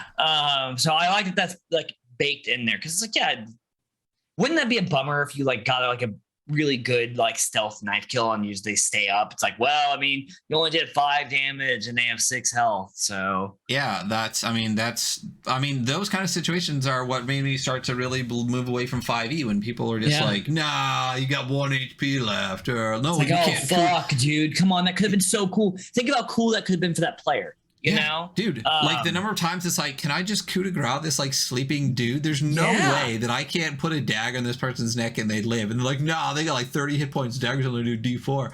Fuck you. Fuck you. Yeah, that's the way the world works, right? Yeah. So flee. Test will. On a success, move a safe distance away. If engaged in close combat, take 1 harm. I love a flee roll. Yeah, totally. Great. Yeah. Do you want to kick off the white page? Inventory. So you can hold 10 items. Very nice. You can hold only 2 weapons and only 2 armor. Weapons and armor take up 1 slot each. Small items like rings and chalk, which I think is an interesting example, take up no slots. Clothing takes no slots. So essentially like the fluffy, non-heavy things. Things multiples, you can hold in one hand, like little things. Yeah. Little things don't really take up space, but multiples such as candles, arrows, torches, utilize the usage dice or die system described below. And I really like this.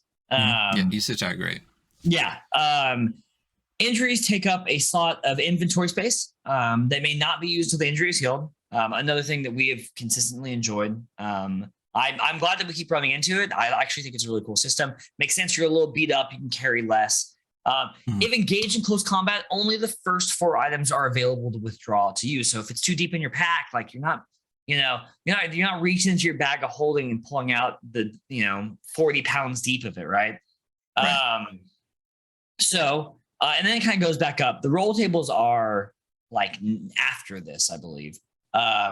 So consumable items.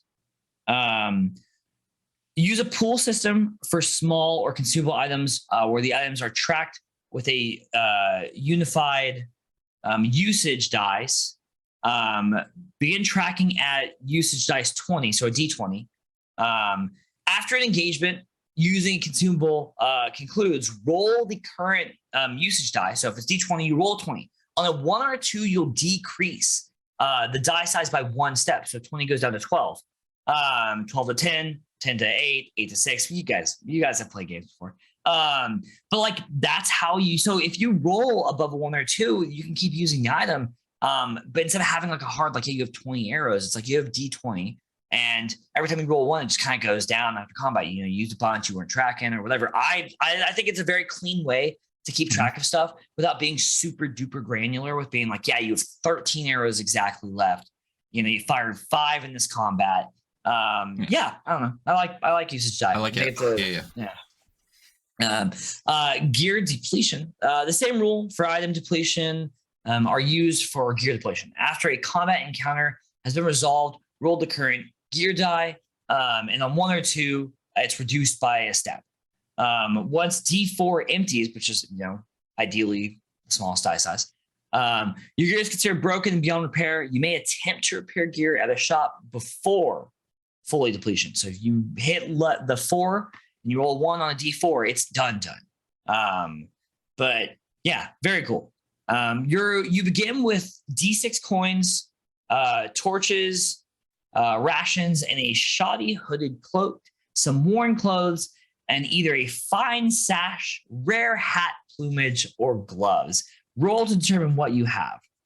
I just really like that part. Like either a fine sash, a rare hat, plumage, or gloves. Like one of those things. Just that tickled me. It was a funny part. So tickle. Yeah. And then you roll to determine what gear you have. I actually don't have a dice roller open, but I'll open one right now. Because Google, and you roll D20 3 times, I believe. So I rolled a 9 and 2 10s. So I actually have a lantern oil, and I have 2 spy glasses, just in case I break the first one, I have the second. Did you want to make a person real quick? Do you want to roll a D6, a D20, and a D12? Yeah, absolutely. Let's see, D6, D20, D12. Okay. I'm gonna start with name, which makes sense to me. I am Eliza. I'm in debt, and that's my big motivation for this job I'm taking.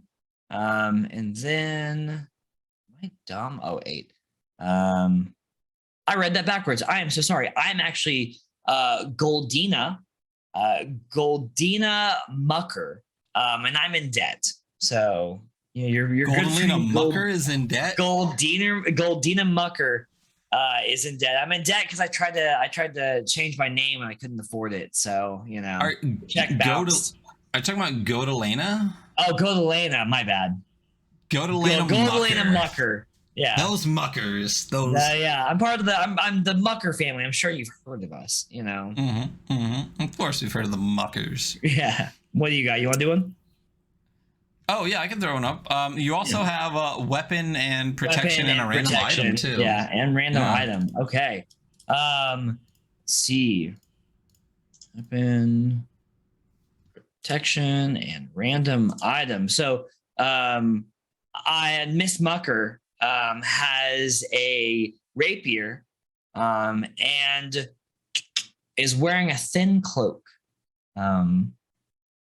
And my random eye is nothing. She doesn't have shit for random items.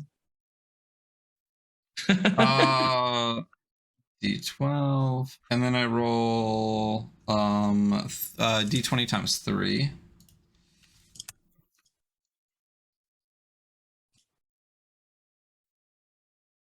7, 12, 14. Okay, on first page, I am Antonia Windfair.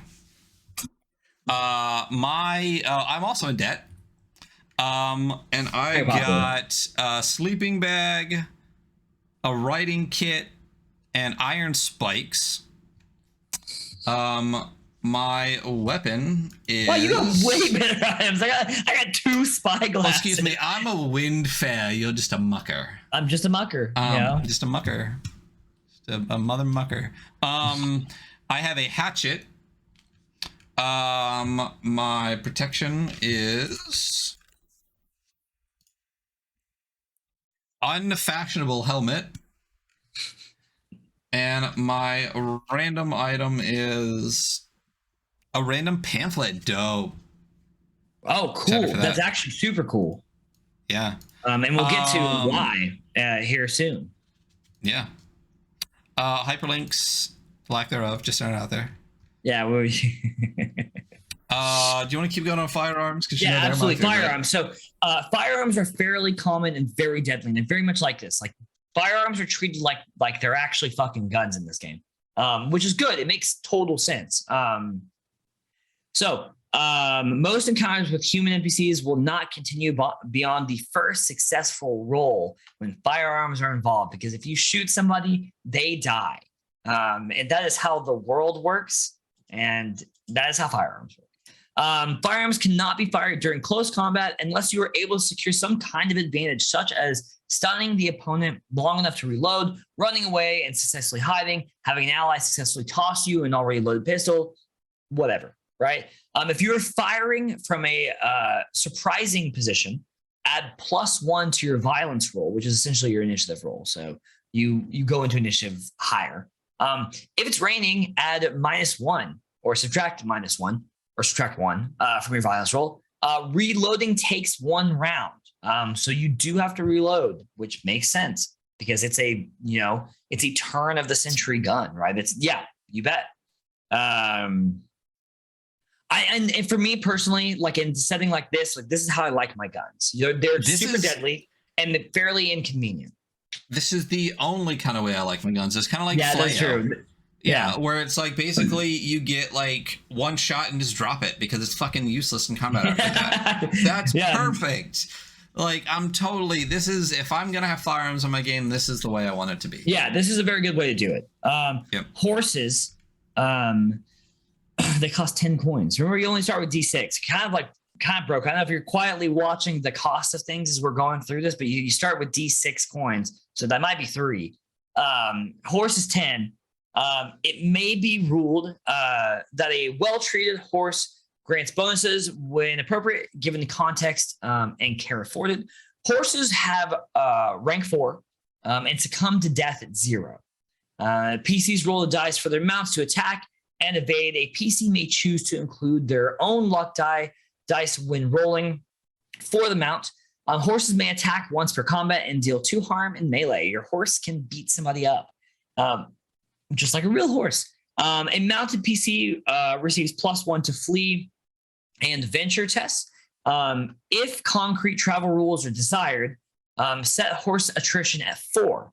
After each stressful engagement or waypoint reach, because it uses a waypoint system for travel, following this, feed and water or reduce by 1. So essentially, I feel like this should be feed and water and reduce by 1. Oh, so no, that was correct. Feed and water or reduce by 1. So they have 4 attrition. If you don't feed and water them after a waypoint stressful, it has 3 attrition. At 0, the horse is decreased from exhaustion and neglect. So fuck this you. This is gonna be controversial to say out loud, out of context. I'm glad the horses die. Like in a way that makes sense, and they aren't like a fucking tank. There are 4. You fucking heard it here, guys. Ryan's glad horses die. We're anti-horse on this podcast. This guy hated BoJack Horseman. I really dig it. Like R4 is not a lot, and if you use this thing in combat, it's probably gonna die. Like, and like seriously, it makes total sense. And if you ride the shit up and don't take care of it, it's not gonna be in good shape. And I would 100% use that concrete travel rule for like the attrition. Fuck yeah. Yeah, absolutely. 100. Yeah. Especially if they're really, if you're really like poor and you can't afford shit in this game and like you're in a rough time. Food and water, or if you get chased out of the town or something, you have to flee the town. Boom, like it's frothing, it's lagging. So yeah, I like it. A lot of horse death. Yeah, we love a game. We love a game with some good horse death. Yeah. He's just gonna get lost. I can keep going for a little bit. Fear. Oh yeah, go for it. Yeah. I do like that as a fear system as well. It's simple. When you come face to face with something horrifying for the first time, you must test your will because you are a human. And if you come across a demon boar, which is a thing, you might fucking panic. And God knows that I would. Roll 2d6 plus will, minus the foe's fear rating. On a miss, you gain 1 fear token. For every fear token you have, you must reduce any test results by that much. You just get a fucking -1 because you're terrified, Very cool. And then below we have 2 tables right next to each other. So we have places of peace and places of disturbance. They do fairly what they kind of sound like, right? A place of peace is a great, resonates deeply with your mind and soul. Resting in these locations for a few hours removes all fear tokens. And a place of disturbance, if you spend 1d6 in such a place, you take a fear, essentially. You have to test will, and then you take a fear token. So, if you're in the cemetery for several hours, you're going to have to combat fear. It's a scary place to be. I love that Cathedral is on both. Yeah.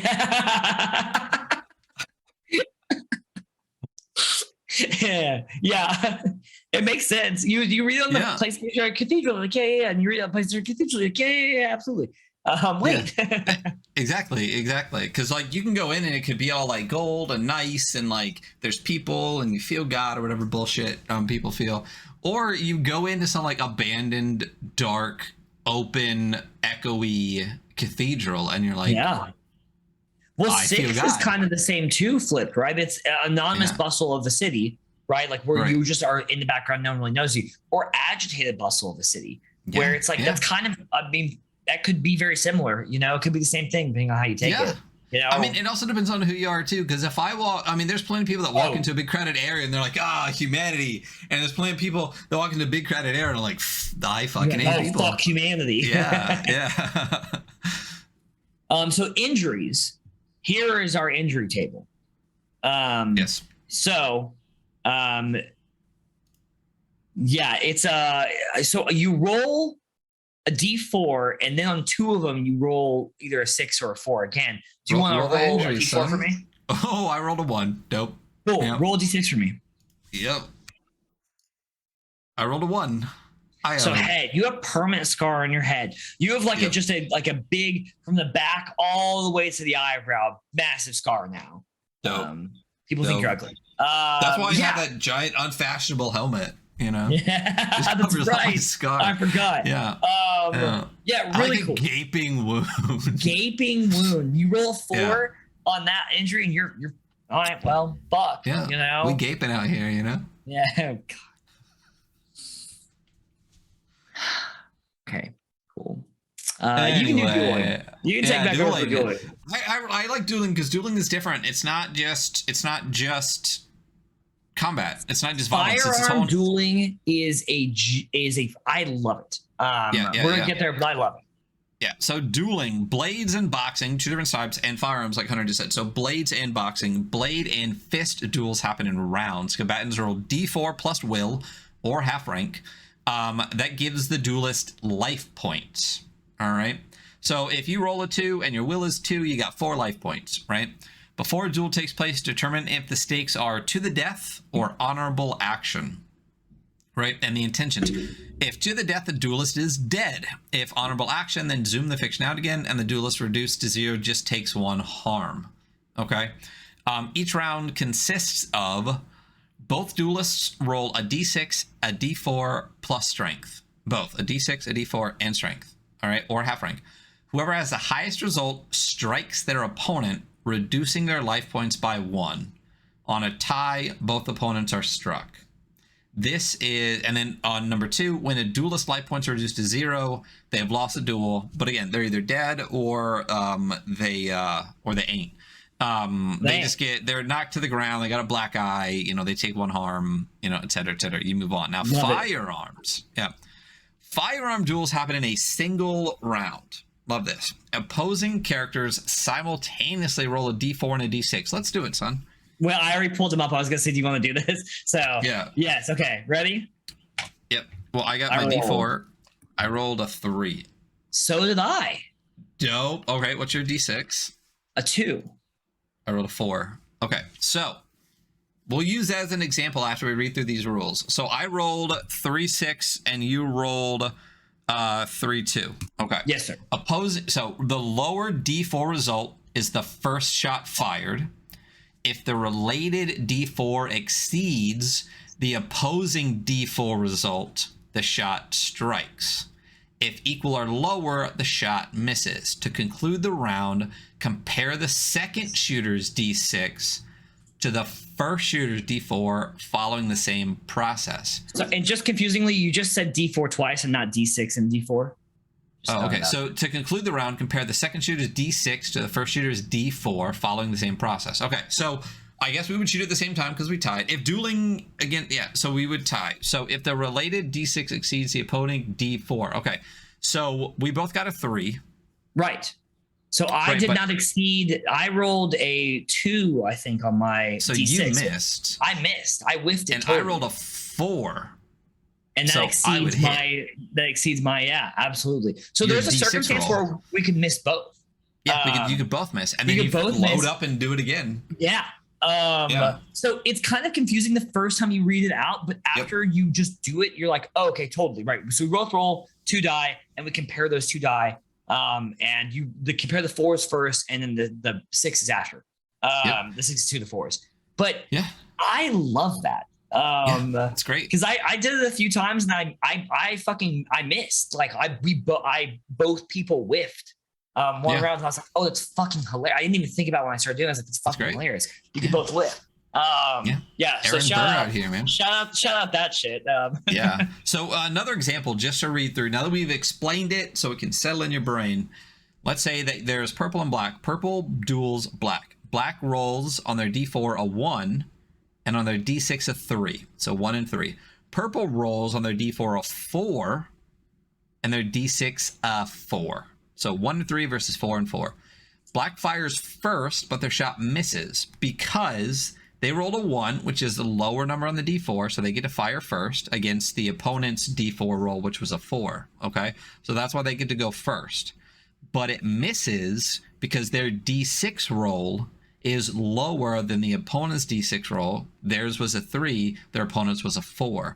So you want to be the lowest on the D4 and the highest on the D6 is what really what you want to do. Yeah. So purple's shot is their D6 against black's D4.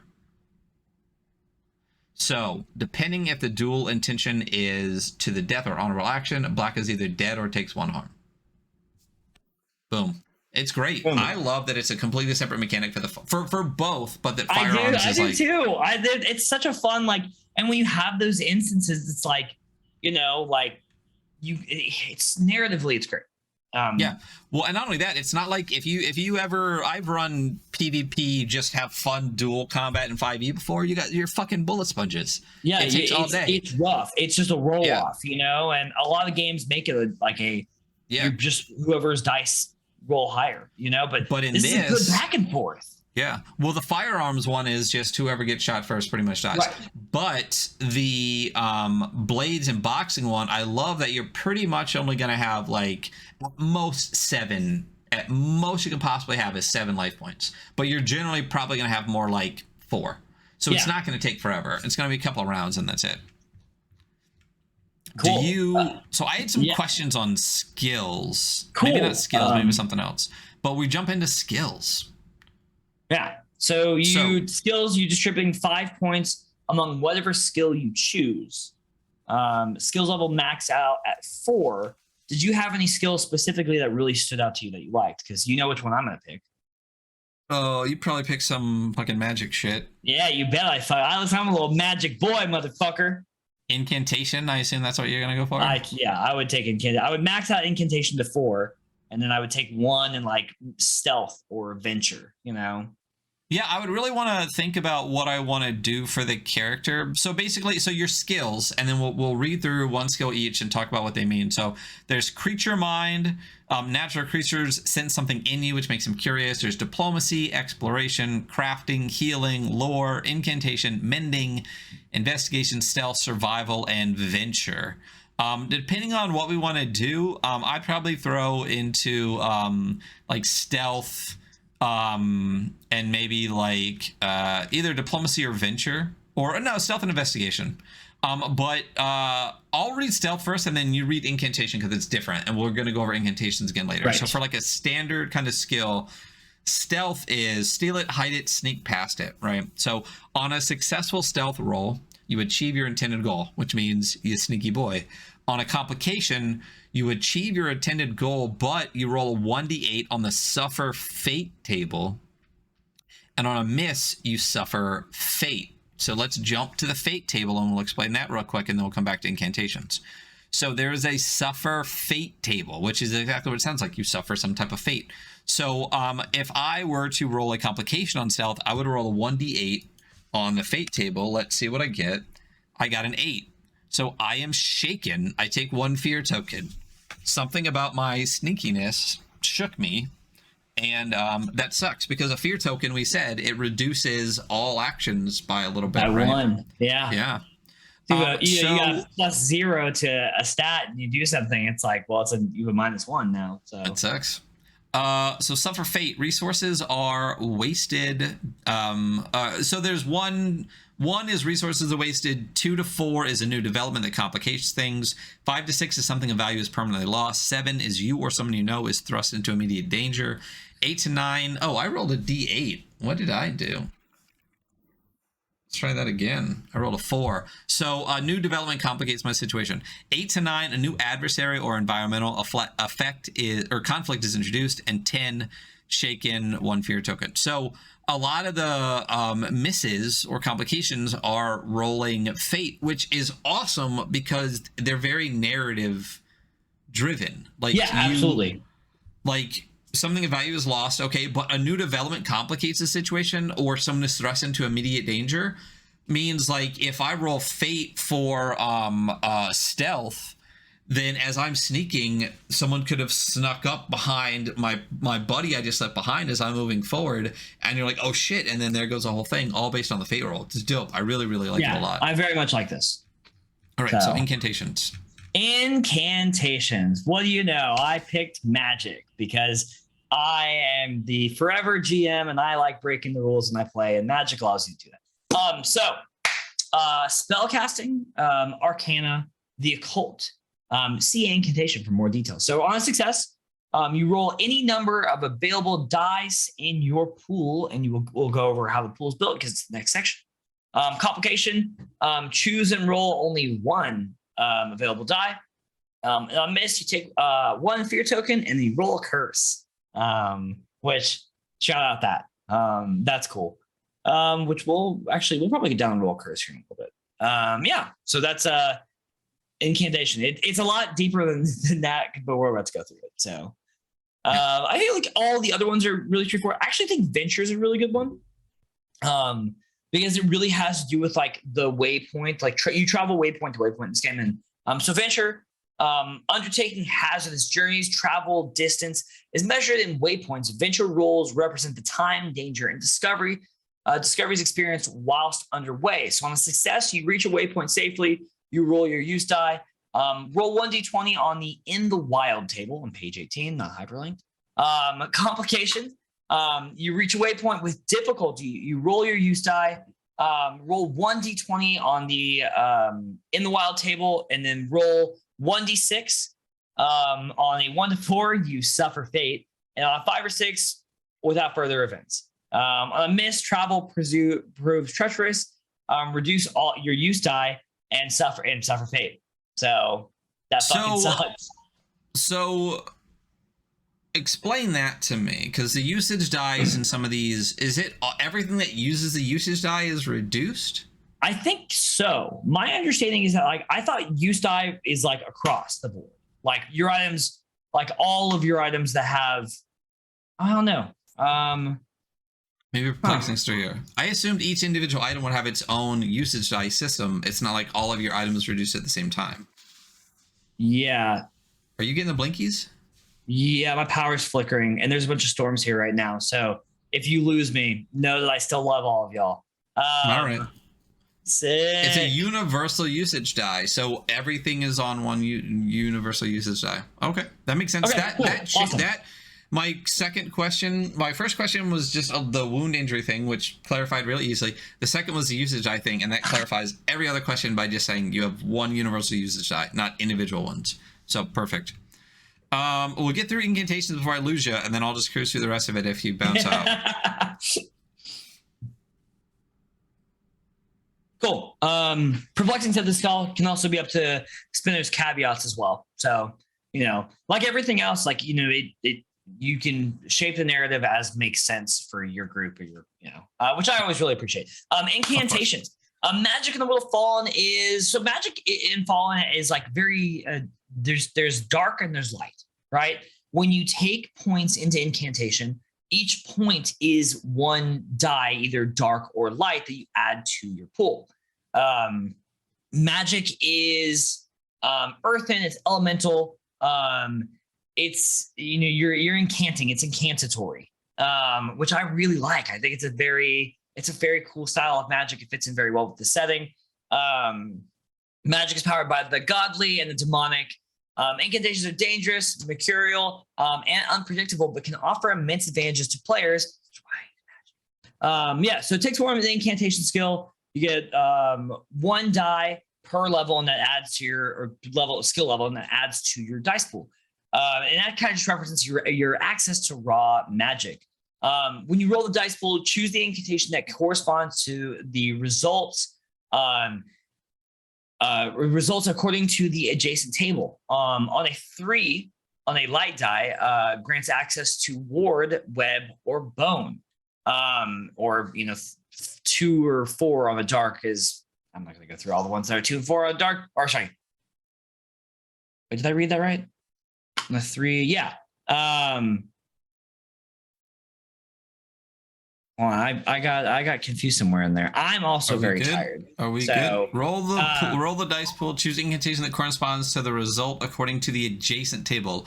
A 3 on the light die grants access to ward, web, and bone. As in, like, if you roll whatever number you roll, you get those 3 access to those 3 across. Gotcha. Combine results to create stranger effects.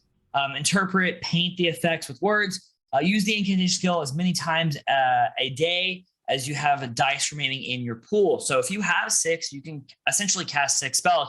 But if you have 3 light and you have 3 dark, well, you can only cast 3 light spells and then 3 dark spells. Or in this case, I guess skill levels max out at 4, right? So you could really only have 2 and 2, or I would do almost all dark with 1 light because I'm trying to throw decay and ruin at people. Oh, yeah, we dark boys here.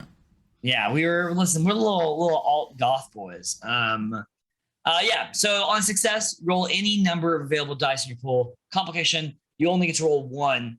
And on miss, take 1 fear token and roll a curse. Damage, so you deal 2 plus the dark skill level harm. So for the dark skill level, is that top bar, the 135? I can only imagine that's what I assumed it was. That's what I assumed it was. Yeah. Okay. And then healing, you recover 2 plus the light skill level. Health. Pamphlets. So pamphlets. Hey, you got a pamphlet, didn't you? I did. Your character? I got a pamphlet. Yeah. So to determine the pamphlet's contents, please excuse me. Roll 1d6 for which group, and then 1d6 for whatever is within that group. Repeat. Turns to dust after use. Example, you have 1 dark skill point and 3 light skill points for a total of 4 available incantations. If you use 1 dark die and 1 light die in tandem for battle, you have a total of 2 more light die incantations to use for the day. Totally makes sense, right? Where is the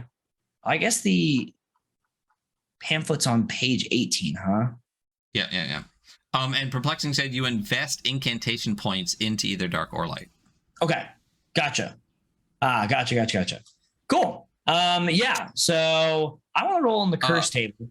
I was going to say, we better touch those curses. We should touch the curse table. We'll both roll on the curse table. We should touch the curse. Yeah, I'm rolling. 5, blighted. You or someone close to you becomes temporarily covered in moldering vegetation. I rolled a 5 too, so I'm going to re-roll. A 2, restrained, struck by the resentful nature of magic's mysterious plane. You lose the ability to speak for the remainder of the day. Perplexing said, pamphlets, roll 1d6 for the black bar, and then 1d6 for the gray bar. Yeah. So the pamphlet, that's why it's 1 through 5, 2, 4, 6. So dark spells are odds, light spells are even. Right. And then you'll roll on the gray bar. But your pool is your And again, maybe I'm completely wrong. You put 4 points in incantation is what you said you'd max it out, right? To 4, right? Right. Yeah. So then your pool should be 4. Right. Okay. Yeah. So on a success, you roll any number of available dice in your pool. Up to, it should be 4. Complication, you choose and roll only 1 available die. Okay. Gotcha. And then, like he said, the black bars across the top are pamphlets. And then you roll 2d6 basically, and it gives you dark or light, and then it gives you the numbers. And since I would go full dark when I was dealing damage, I would do 2 + 4 harm for my damage dealt. Okay, cool. So I'm doing 6 harm. I'm really fucking people up with that shit. Yeah. Okay. Very cool. All right. Advancement. Okay, so this is what I'm just going to read. All characters begin at R6. We talked about that already. Characters advance when they acquire 5 suitable experiences to warrant gaining a rank. I like how it's written like that. It's not experience points. It's suitable experiences. Yeah. Which it makes it feel less gamey and more narrative, which I really like. Yeah. So the ranks go 6, 8, 10, 12. And the milestones are the experiences you have are things like defeating a major enemy in conflict, making a major discovery and exploration, learning something about or sharing with a companion, witnessing the demise of a companion, offering meaningful assistance to an NPC, or bringing a significant treasure to a safe location. Upon gaining a new rank, a player may choose one option below. So you can increase an ability modifier by +1. You can distribute 2 skill points, or you can add 1 narrative aspect based on previous sessions. Gain advantage when using an aspect during a test. I like the aspect concept. I like the term aspect. Yeah. But basically, aspects are positive narrative traits characters may have picked up while adventuring. Some examples are ambitious, cautious, clever, courageous, gritty, loyal, merciful, quick, sneaky, thoughtful, willful. I like the idea of being like, you know, in advancement, someone being like, what should I take? And then the party being like, well, you sneak a lot or whatever, or like you like this or that. And then just be like, okay, cool. Like I'll do that as my aspect. You can get a lot of like emergent character development with that concept, which is really cool. Yeah, emergent character development is totally right. Like, yeah, you could be like, you know, hey, you know, you're really good at conning that noble out of their fucking gold. Like you're better at just fucking conning and lying to people now. Like, there you go. So we'll call that clever to be nice to you. Yeah. I would just call it being a liar. Yeah, so, I think that there's a lot of very cool narrative driven like mechanics to this game. Yeah. I mean, it says right in the beginning, like you don't have to even fight. Like you can do the whole thing narratively if you really want. Yeah. So the folding, those traversing the world of Fallen are touched, tarnished, and folded into the fabric of earthen markings, which really reinforces like the earthen magic and those kind of things, which is cool.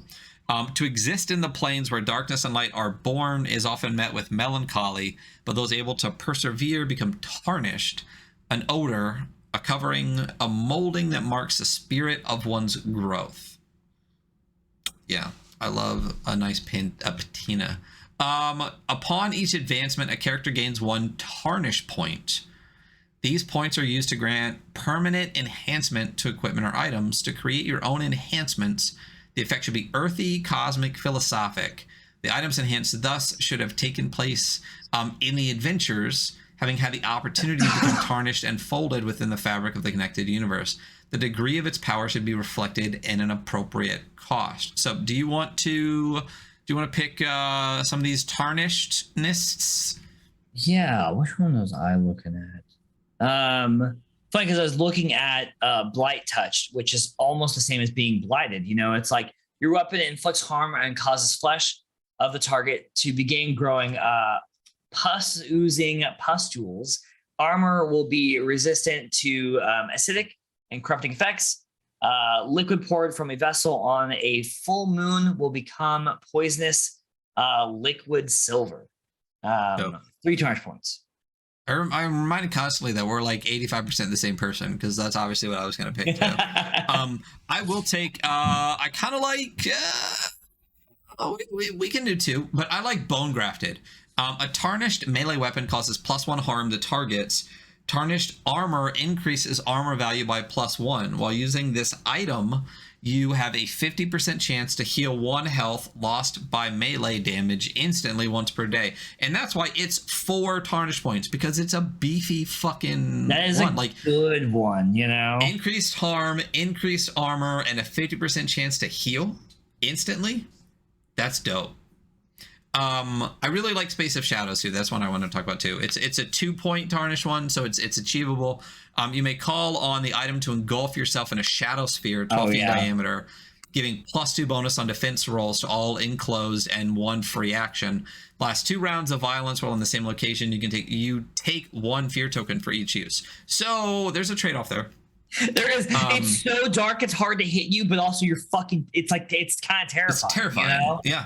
Yeah. I love, like, it's so well written the way that they give you like that PR gives you the consequences in this. Do you want to hit that travel? Yeah, travel. I'm doing such a good job reading tonight. Fallen uses a waypoint travel system where the map is marked with location points and connected with travel routes, whether through wilderness or established paths. Travel is handled by the venture skill, which we touched on. It's not necessary for the spinner to label each journey, nor is it always necessary to use the waypoint formula from the table below. These are flavor guides and suggested distances only.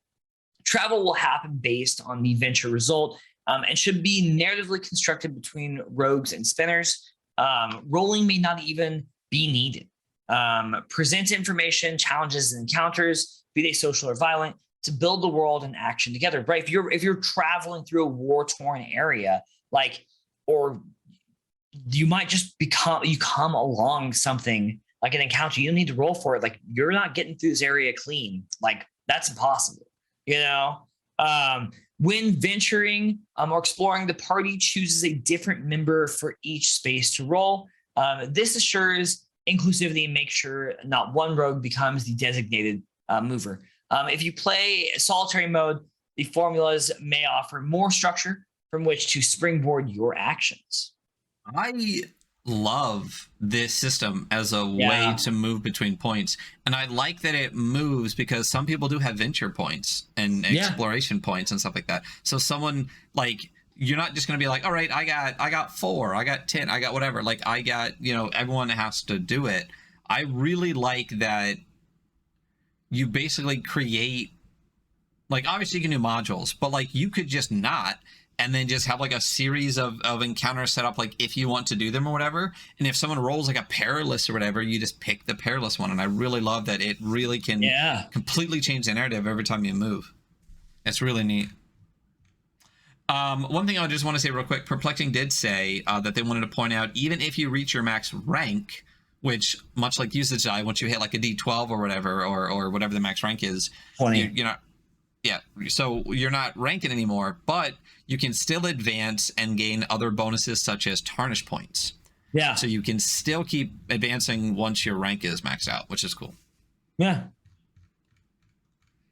Very cool. You want to do exploration?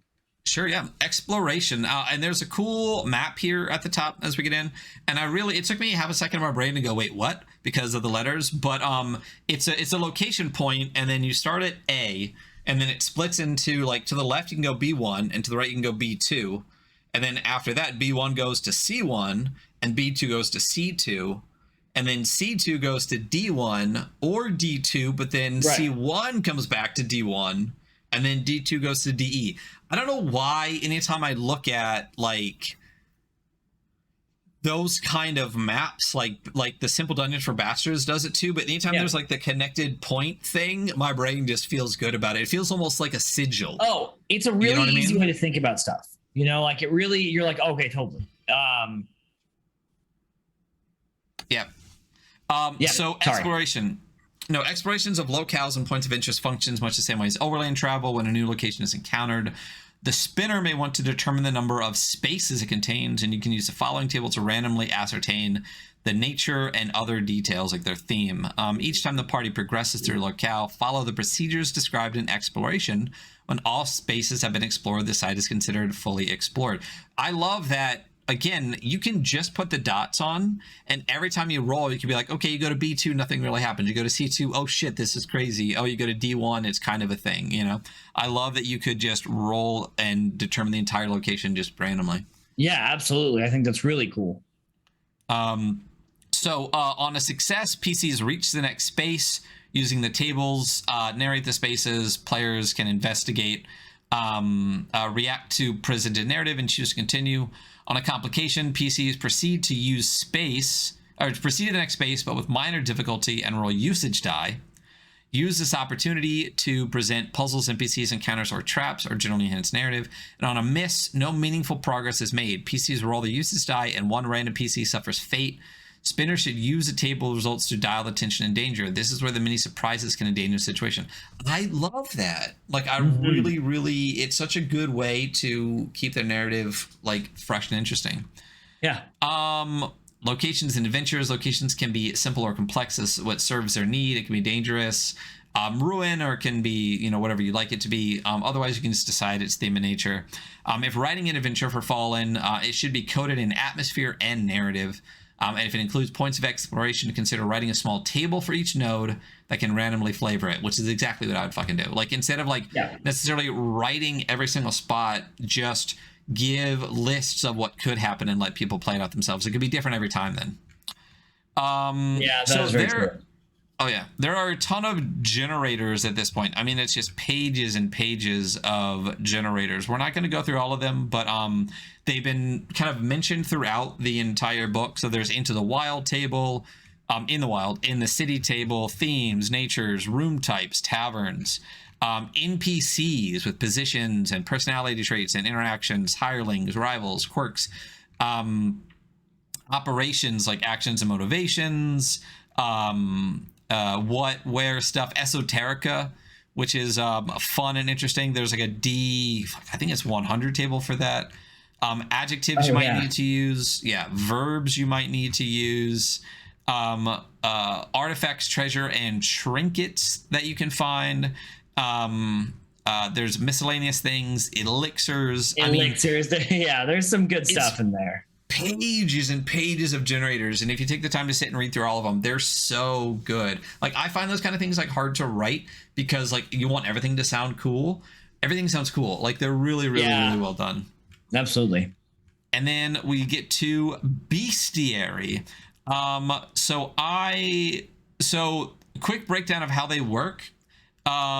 Creatures in Fallen are handled with only 4 stats: rank, armor, fear, and menace. Then there's like a bonus stat. But what's up? I was just saying menace. Oh, you were being a menace? Okay. So rank functions nearly the same way as with PCs. Creatures deal a base harm equal to half their rank. So our rank 8 deals 4 harm. Super easy. Love that. A creature's rank determines its health and harm values in combat. At 0 health, adversaries are removed from the battle, although it makes narrative sense. Though if it makes narrative sense, particularly with higher ranks, this means they may vanish for a future encounter. Armor reduces incoming harm. Fear, we talked about this earlier. This is the psychic impact on an entity may have on characters. Much like rank, fear can be dialed up and down for scenario context. The lower the fear, the closer the character expectations of reality. Reduced from PC will test upon first encounter. On a miss, PC takes 1 fear token. It says Tails. So I love that it's super easy. And menace, some creatures have a menace rating which functions like a form of experience. By banishing a dark and dangerous foe from a populated area or per a contract, the party will increase the renown equals to the creature's menace. This sounds like a Witcher vibe to me, really. The menace does. This can be used to influence social interactions like diplomacy and whatnot. And lore-wise, narrative and lore should be the main drivers for creating entities.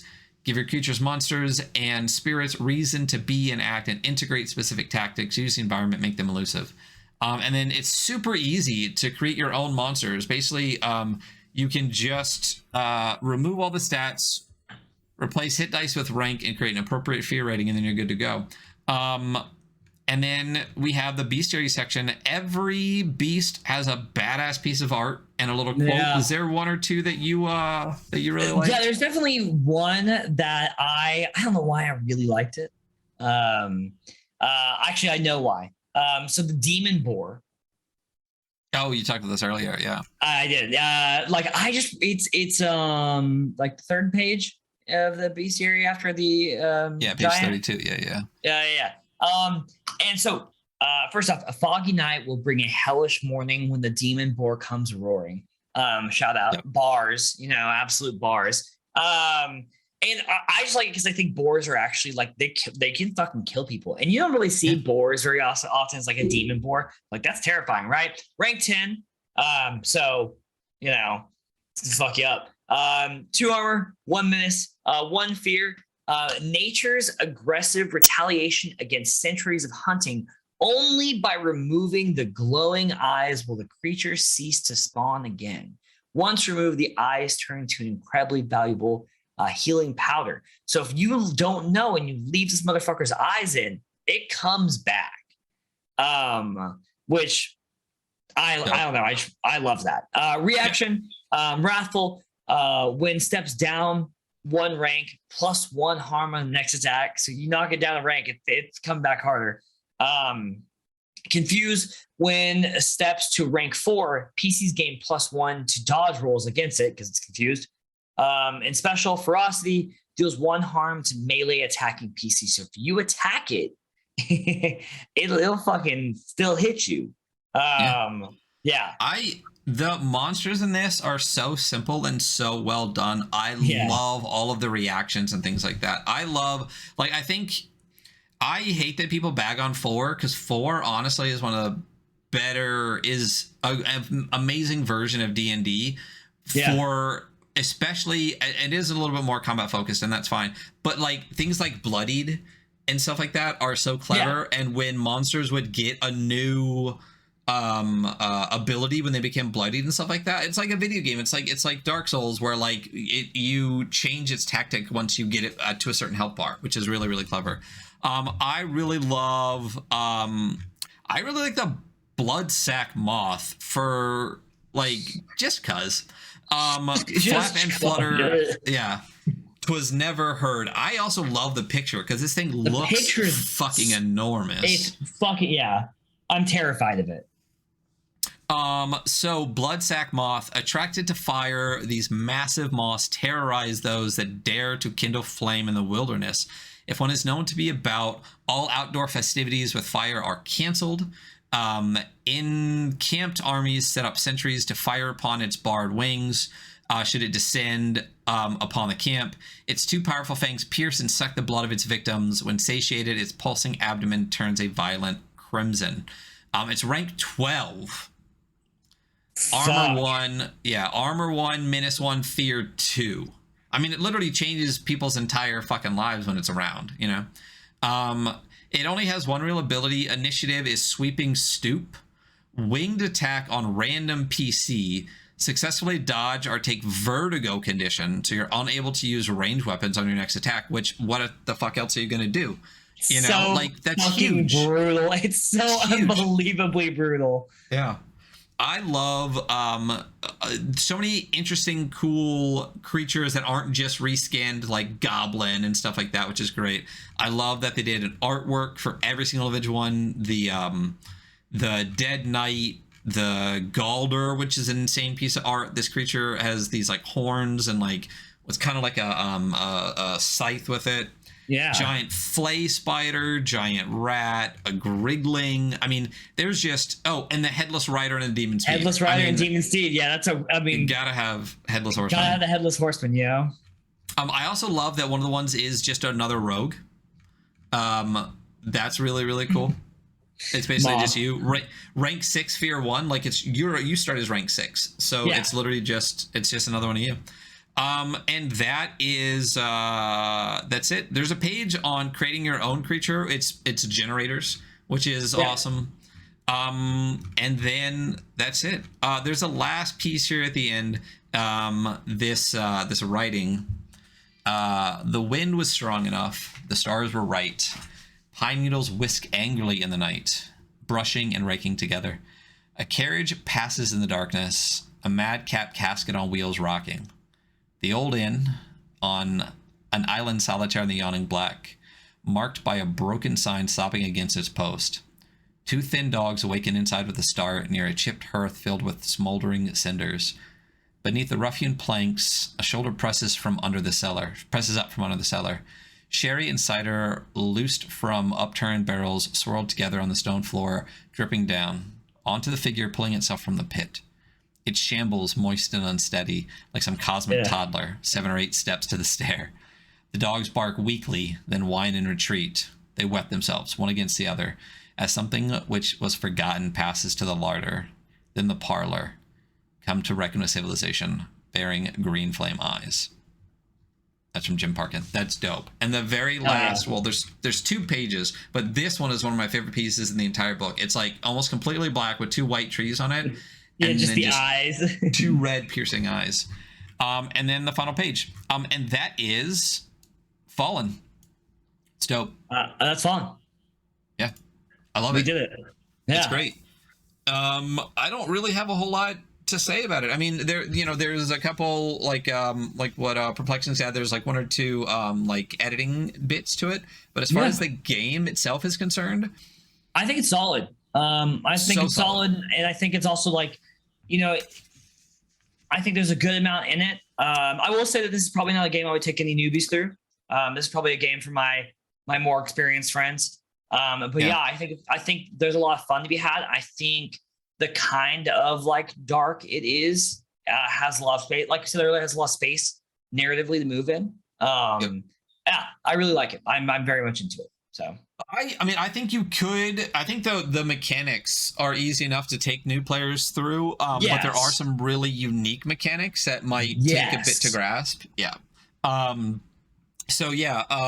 But as someone who has played TTRPGs before, the unique mechanics make it like you just want to fucking play the game. You want to start rolling dice. Dueling. Like I hope that I play this game and my characters have a reason to duel some random. I'll do the shit out of you just cause. Yeah.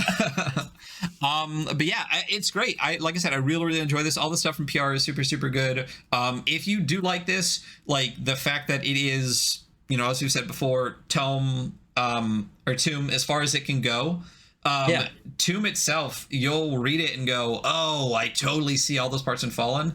And I feel like if you started with Tomb on a new group and then went to Fallen, it'd be super easy and people would get the tone and stuff really, really well. So this is a fantastic game. I'm super excited that they are going to really latch onto it and really to expand it with lore and extra stuff. Really hope PR does a jam for this. I'd love to see what people are putting out even more so. And then, like we said before, perplexingruin.com, you can go to their shop. You can go follow them, like definitely back their Patreon. They do a ton of art all the time. Follow them on Twitter as well. And that's Fallen. That's what we got.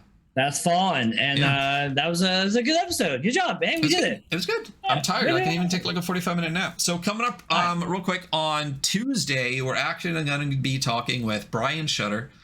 Yeah. And going over Neon Lords of the Toxic Wasteland while their Total Carnage edition is still being kickstarted. That's coming up on Tuesday. Next weekend, we're going to be talking with the homies from Black God's Kiss, including Max Moon. Sorry. Very, very excited for that. And maybe something else in the works as well. So we'll see what is going on. But at least those are what's coming up. It's already Sunday, so all you have to do is get through Monday, and Tuesday night you'll see our faces again for Neon Lords. Very, very excited for that. Gonzo as fuck. Really interesting. Yeah. And that is our show. It's gonna be fun to go through it. Yeah. So follow us on all the places that you would follow us. The.weekly.scroll on Instagram, weekly_scroll on the tweeters, and at the Adventure Archive on YouTube. You can find us all over anywhere that you find your podcasts. And I'm taking a nap. So Hunter, great episode. Ryan, I'll see you soon. Great episode. Yeah. Right. Farewell, everyone out there in podcast land. Good night. Bye.